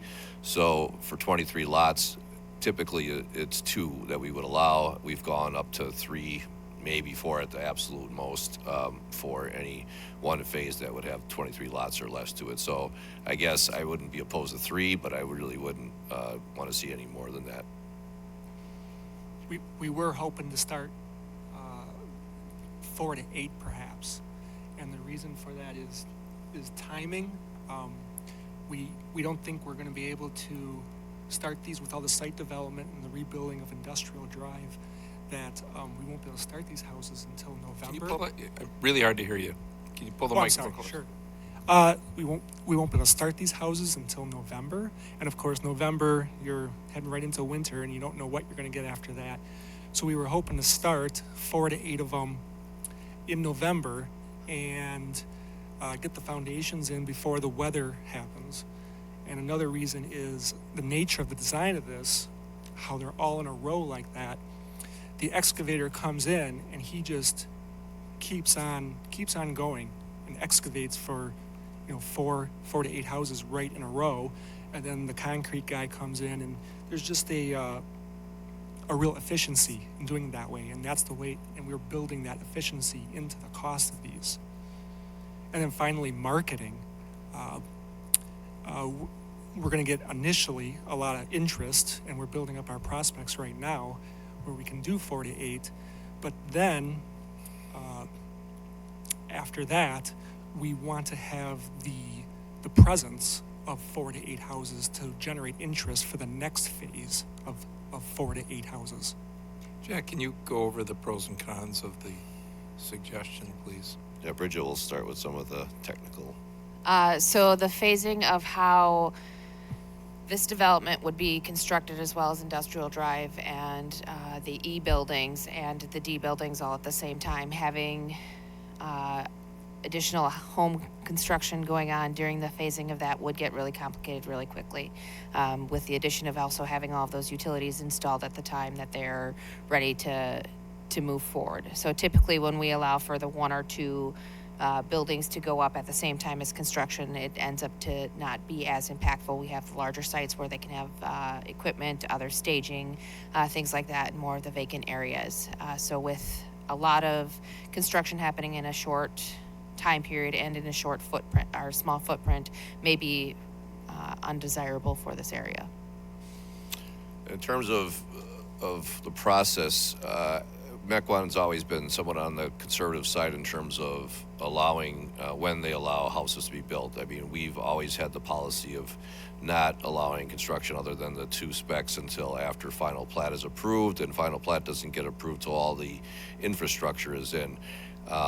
It varies from community to community. Ours is, again, a very conservative approach, and there's a lot of different issues that could go wrong. I know during the recession, when that hit, there were subdivisions that were partially completed with houses already constructed, and the roads were, the final surface course of the road wasn't in, and then there was issues with cities having to special assess homeowners to pay for the final road because the letter of credits weren't enough. So we avoid all that risk by saying, no, you can't have your any more than 2 until your final plat is in and all the infrastructure is in. So that's the primary reason why we do it. Now, I will say that it is a very tight development, and it's not the same as building on 5-acre lots. You're going to have a lot of issues, but the only argument other than the timing I don't see as relevant, because yeah, they might have to build these all one time, but they can also do that once final plat has been granted and everything's in. They can still build them all at the same time. It's just how fast they can get to building them. So with that, I would still recommend just leaving it around 2 to 3 or 4 at the absolute most. Thank you. Anything else on your side, gentlemen? I'm good. Okay. Any questions by the Planning Commission? Mr. Parrish. This is a pay-as-you-go TIF? I just couldn't remember. It is. Okay. How many houses have you sold so far? Pre-sold?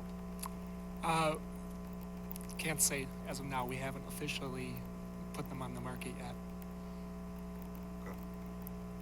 Well, obviously we're supportive of you. We approve the whole concept, and you're so far along, so we wish you the best of luck. I was just thinking back to the open house that Telsmith had for us all about a year ago, and just wanted to remind us all about the concerns of that very large manufacturer that's immediately next door to this property. And by all means, we need to probably approve this tonight, but just wanted to kind of address their concerns, also on the road naming as well. Just a foreshadow, yeah. So, and if, I guess what I'm trying to get is if long-term, if you had alternative uses that you ever wanted to look at, such as senior or other creative uses, if you ever wanted to, that would be receptive to that. The pocket home thing doesn't take off, but you guys are the experts in residential. So, thank you. Any other comments? We have a motion? Anybody gonna make a motion? I'd move approval. Second. We have a motion and a second. All in favor, say aye. Aye. Aye. Any opposed? Guys have it. And we're left it at 2? Yep. Okay. Good luck, congratulations, and we'll hear from you at the council. The next item on the agenda is ICAP development for the Jewish Home and Care Center, Inc. If the applicant would want to step forward, and staff, if you want to start and give us a brief. Oh yeah, we need a motion to remove it from the table. Did you just make that? I'll second it. We have a motion and a second. All in favor, say aye. Aye. Any opposed? Staff?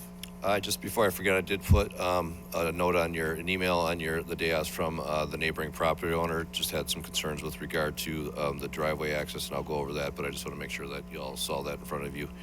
He was not able to attend the meeting, but he did provide that email for your review. This is the third time it's been in front of the commission. This was a request for rezoning from IPS institutional to B2 with a PUD. Several discussions in the past were centered around basically specimen trees. The applicant has been working with our city forester and they hired their own arborist to go out and meet our forester at the site. And there seems to be a bit of an agreement in terms of the removal scope. So the applicant is now requesting to remove only 7 trees located in the front, which is located basically in this general area. Our forester has determined with after consulting with the arborist that those are less desirable trees in terms of the quality and some of the impact that they've had over the years from the previous development was on site. So he is amenable to allowing those 7 to be removed. Some of the other things that have changed from the original site plan is to address saving these trees back in this area here. The buildings have been modified slightly in terms of their location.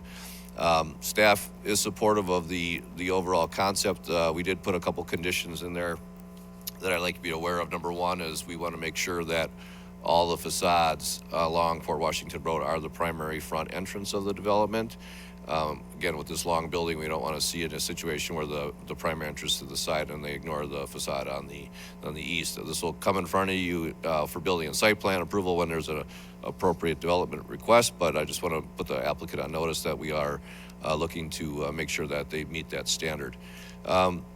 We also place conditions. We talked a little bit about it at one of our previous meetings with regard to concerns over use at the rear of the site. So basically, we put a deed restriction or a restriction with a PUD that would allow only certain uses to occur past the 300-foot line, which is basically this line right here. So this back area would be limited. There wouldn't be allowance for restaurants, for retail uses, and other things we find to be objectionable because there's residential development to the west of the property. There's some other minor changes that we requested in terms of site details and sidewalk connection. We feel is important to have this building connect to this parking lot. If there are people that are going to work in this building that need to get to this parking lot, there should be some sort of site connection instead of taking it through the driveway. This is the driveway that the neighbor is objecting to. This originally connected all the way to the back. They did pull it back to this location, so now it just attaches to this parking lot. It also, there's an easement on it that serves the land to the north that is the retirement community. So the neighbor is objecting and feels that this should be just an isolated driveway for the development to the north. Staff does, I guess, does not agree with that situation. We feel that the more connections would be better. This is a right-in, right-out, so we don't see a lot of traffic volume on this road, but it would be a beneficial access point to access this back parking lot. Both the other two connections along Port Washington Road are at median openings. There is one tree that the applicant is requesting to remove that the city forester does not agree with. There's a large swamp oak right in this location here that's in fine shape, and the city forester is recommending that that be preserved and the site plan be modified to incorporate that tree into the design. Other than that, at this point, staff is at a point where we're comfortable making a positive recommendation with the rezoning. And this will go on to Common Council for first reading in July and then public hearing and decision in August. Thank you. Any comments from anybody in the audience? Then we'll go to the applicant. Oh, was there somebody? Mr. Irwin.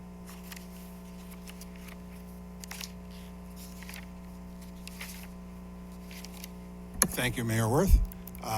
It's good to be here with you tonight. My name is Rob Irwin. I am a Mequon resident. I currently reside at 1501 West Winding Hollow Lane. I've lived in Mequon for about 44 years now.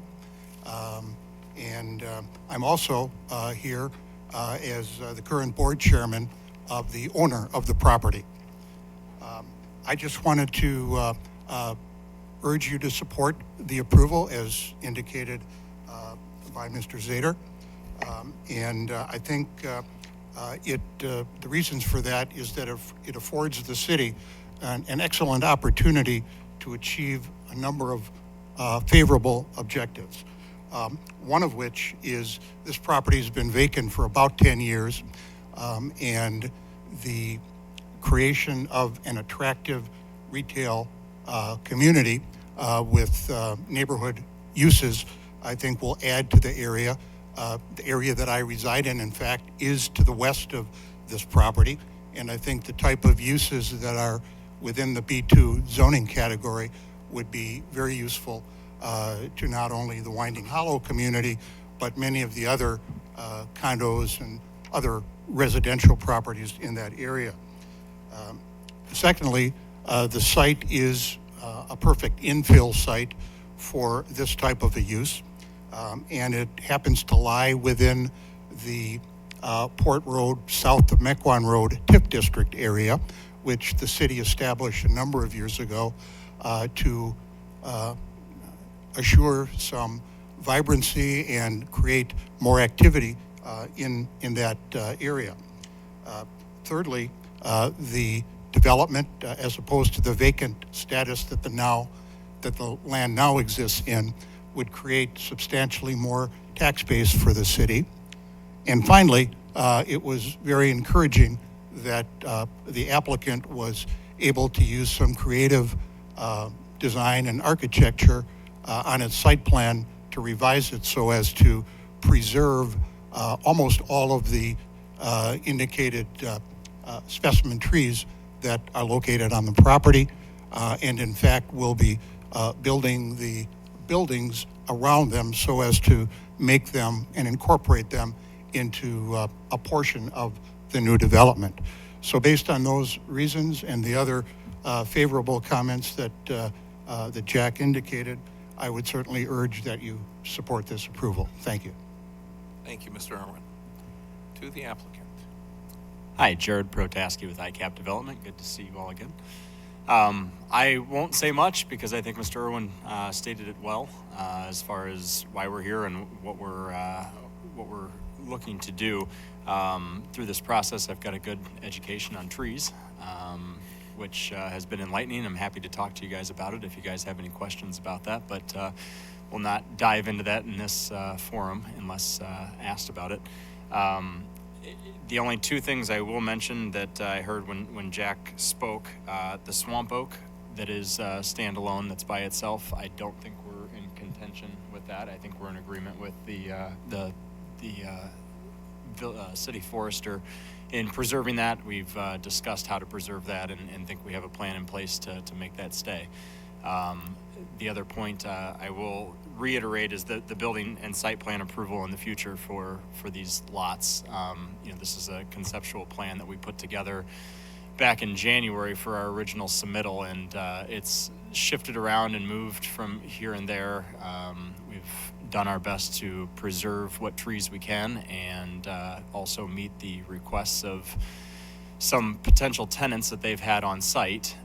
But to Jack's point, all of this will come back in front of you for approval for these individual sites as we have individual users that are actually building something there or us developing something there. So to those points, I would stress that, we are seeking the approval for the rezone to B2 PUD with the understanding that our general site plan will hopefully look something similar to this, but there will be a lot in flux as we move forward with individual users and they have needs and parking requirements that may be less than or more than any of these individual parcels show today.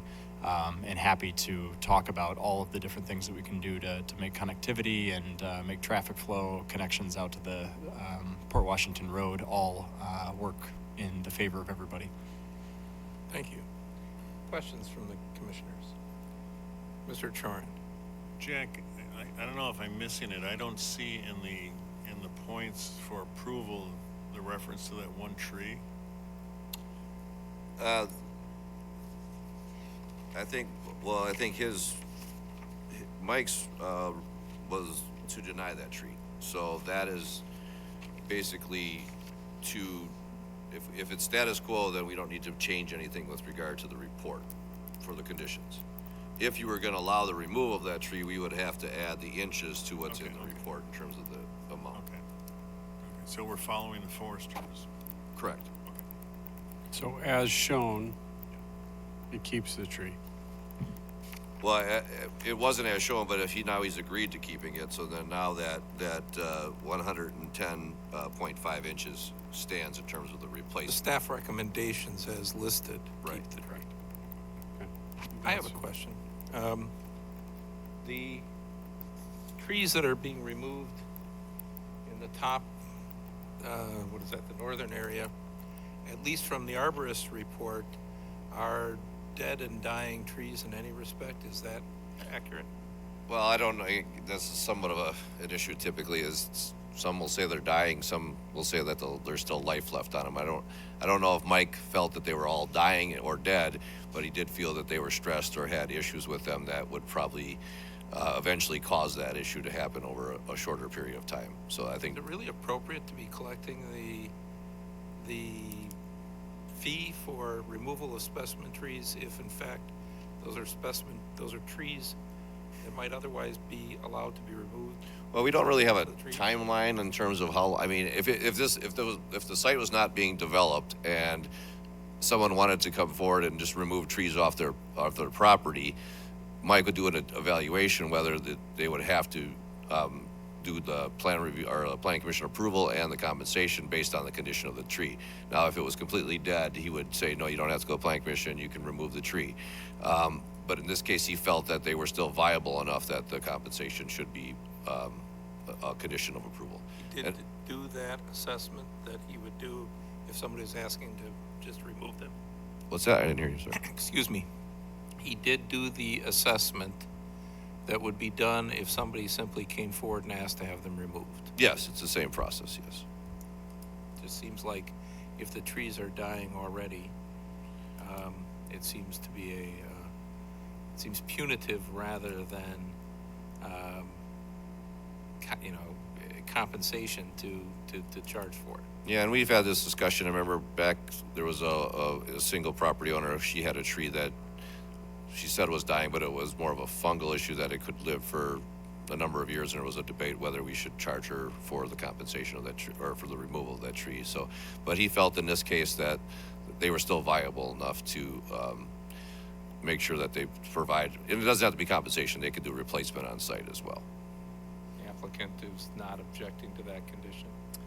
We're willing to follow the forester's recommendations in order to preserve and remove trees to allow for the development to occur.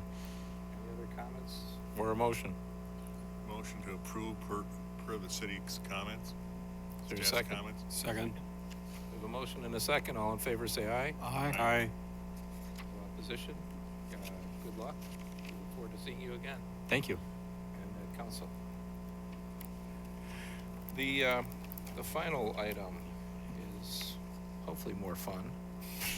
A policy item on renaming of Industrial Drive. Jack.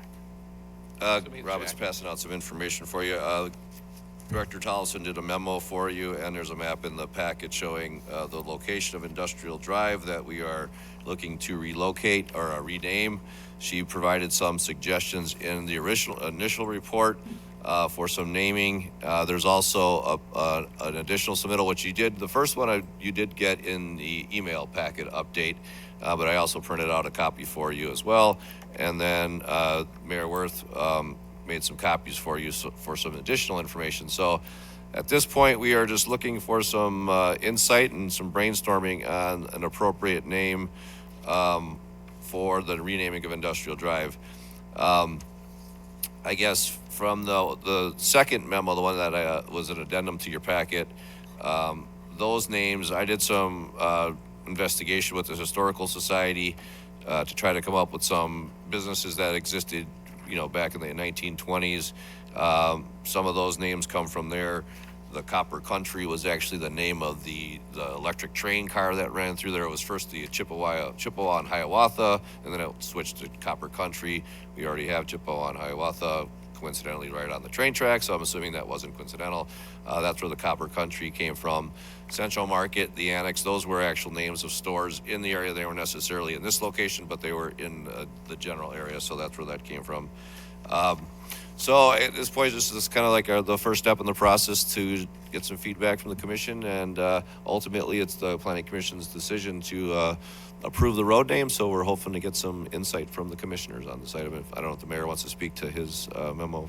Well, I'm guessing all or most of you are on my email blast that I send out, and I asked people if they had suggestions, to send them by next month's meeting, but at least 5 people by 4 o'clock today were enterprising enough to send some suggestions today.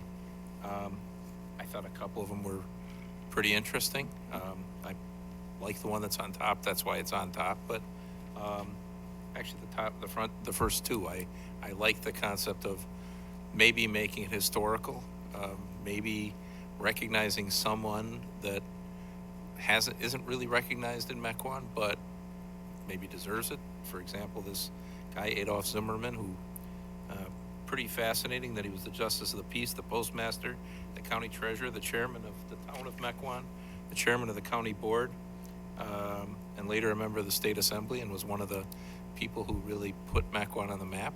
I mean, it would be nice if there was a story that went along with the name, like Jack's names. The next person suggested some Native American names, since Mequon is was a area of Native Americans. It's even more historic. I don't know about the individual names that she gives, but it was interesting. So anyhow, just to jog some more thoughts, I thought it was worthwhile giving you the emails. And Mr. Zimmerman is buried in Opitz Cemetery, which is another tie. What Opitz? I mean, is that? I'm going to plead ignorance here. Is that a religious reference of some family name? I mean, what? I believe it was a name. I don't know the history of it offhand. Might have been the Homestead or something. The Opitz family. Yes, sir, Following Mr. along historical, I'd like to throw one out. Maybe our most well-known former resident, Hank Aaron Drive. Possibly the first African-American family to live in Mequon was the Aarons. So I think that might make a nice story of moving to naming a street after that. So that was my idea. I don't know how many people know he lived here, besides the people that are 60 plus. Only if we can get him to come for the dedication. Any other thoughts? Well, I like the historic connection. I like the idea of a historic connection, but I also like Central Market. Town Center Road is pretty generic, but again, it works for what it is. And Middle Point Road was interesting too. I don't know. I don't like midpoint. Middle of what? Well, it's not yeah, it's close to the center, but not exactly. Ms. Schaefer. So this is a fun little endeavor. This is kind of like when we talk about architecture and we have two trained architects, and then we have many people, and I will just use myself as an example, who are like, well, I like this, everyone's going to have an opinion, I guess, is my short version of that. How are we, do we have a process in mind for how we're going to narrow this down? I mean, there will be a lot of input. Yeah, we haven't really, at least in the years I've been here, renamed anything. know. So this is An somewhat new. opportunity. I mean, we could do it a number of different ways if we have all the Pull a information. name out of a hat? What's that? Pull a name out of a hat. Never mind. Got to narrow it down to like a short list and then have some sort of. I mean, we could do something where the commissioners each pick their top 3, and I can bring them back next month, or top 2, or I mean, however you want to do it. We just wanted to get you the information out there today with some different choices, and I think we have a lot of choices. If there's more, we can always find more, but I think we have enough to choose from. I think we should be cautious to not have the name tied to one particular development that's going on. No, I agree with that. At least as maybe a beginning ground Silver rule. Fox in here. Mr. Parrish? Yep, at first I was actually thinking Town Center Road too, and then per my earlier comments, I just remembered about, Telsmith and then all the other great industrial companies just literally contiguous to this who may not want to go by that road name or. Well, just for gonna- clarification, It the leads map, to it. I looked. Let's show where. the map shows so basically at the loop where it turns into Bunch Rock, this is the only portion that will be renamed. The rest of it to the south will still be industrial. Telsmith will remain industrial. Sure. There's 3 existing businesses on the west side of the road and 1 vacant parcel that will be impacted by the name change, but everything else is the Foxtown development or Spectrum, which has a Mequon road address, won't be affected either. So Along those, Tollefson was reaching out to each of those. Hopefully we'll know by the time of the next meeting what the results were, but she was reaching out to each of those owners to see if they had a strong objection. At least one of the vacant buildings for sale. Sure. And there are 3 parcels or 2 at the very bottom where you see Industrial Drive is written. It's an east-west. Right here? Yes. I'm just wondering if that could be part of Bunch Rock. Well, How does that work? coincidentally, this actual section is also industrial as well. So if this, Those 2 buildings. yeah. So if this I prop, zoomed out and looked, but it's like a. yeah, that's pre-existing any staff here how that happened. But if this applicant was steadfast on keeping industrial, we could probably keep his industrial address and because it is right off there. So. I liked Cannery for what it's worth. Yeah, Cannery Row is one of those where the old where the St. Paul's, that was a cannery at one point. So that was a suggestion that had some historical merit to it. Do we know who the original owner? I assume. I mean, it's a sizable parcel, but when Mequon was established, is there any way to know who some of the original owners? Sure. We have plat maps. The Historical Society has them too. I've got a set going back to like 1890s, if we were, earlier. even further than that, yeah. I'm a fan of Would the. be before 1820. What? Would be before 1820. Nah, it was 1820 or 1840 or something like that. It was the mid 1800s. Might be the 50s. I don't remember where it is. Nobody but- settled here till 1839. Okay, well then maybe it was the 40s or 50s. I don't remember. It was So the there may be a way mid-1800s. to tell that. Yeah, there's a map at City Hall in the center of the building that has a really old large map that shows all the owners' names on it. I like the idea of tying it to history versus a locale or sort of a relative, like north-south road or whatever does not resonate with me. So I like this Zimmerman suggestion. That this is an interesting story, as Mayor Worth said, but perhaps tying it back to whoever the original landowner was in that area. I like that too. You just have to do a little checking. Yeah, You have to do there's some research. background checking on the names and make sure nothing comes out. You have to go and Yeah. look to make Didn't sure molest children 12 somebody's years going to say, later. "Oh." Mr. Schaefer. Of that original list, there are 2 that I like. I like Cannery Row because there were canneries here, but I also like Railroad Avenue because the railroad came and when the railroad came in, it helped develop Mequon after the initial move in by wagon, I guess. And that's also the northern route was what it was called at one point too. That's a railroad reference as well. Although I'm not sure, we might know it's a northern route if we called it that. But 5 years from now, nobody'd know. We could That's call it the kinda Northern still generic. Railroad Route. I'm open to an Indian reference if it has significance, but if not, Native just American. Native. My family's part of Ojibwa, so my apologies. Yes, that. Do we have a Worth Street? No. To be fair, at one point I was a proponent of naming this Avondroth Road. I would support that. Unfortunately, his wife has suggested that he would be very unhappy with that. Because I'm not sure that the town center would be where it is, and he's been an elected official for more than half of the history of the city of Mequon. That might have been appropriate. Now, we could rename it over his objection, and he couldn't do anything about it, but I'm not sure. And maybe he'd like that anyhow. But so just so you know, that's the conversation actually started. I mean, it's been a conversation for a long time, but accelerated because I was going to have that discussion at my first planning commission meeting, but Bridget objected. Mr. Bach, you're sitting quietly in the back. Do the people from Foxtown have any? It's not going to be Fox or Town, but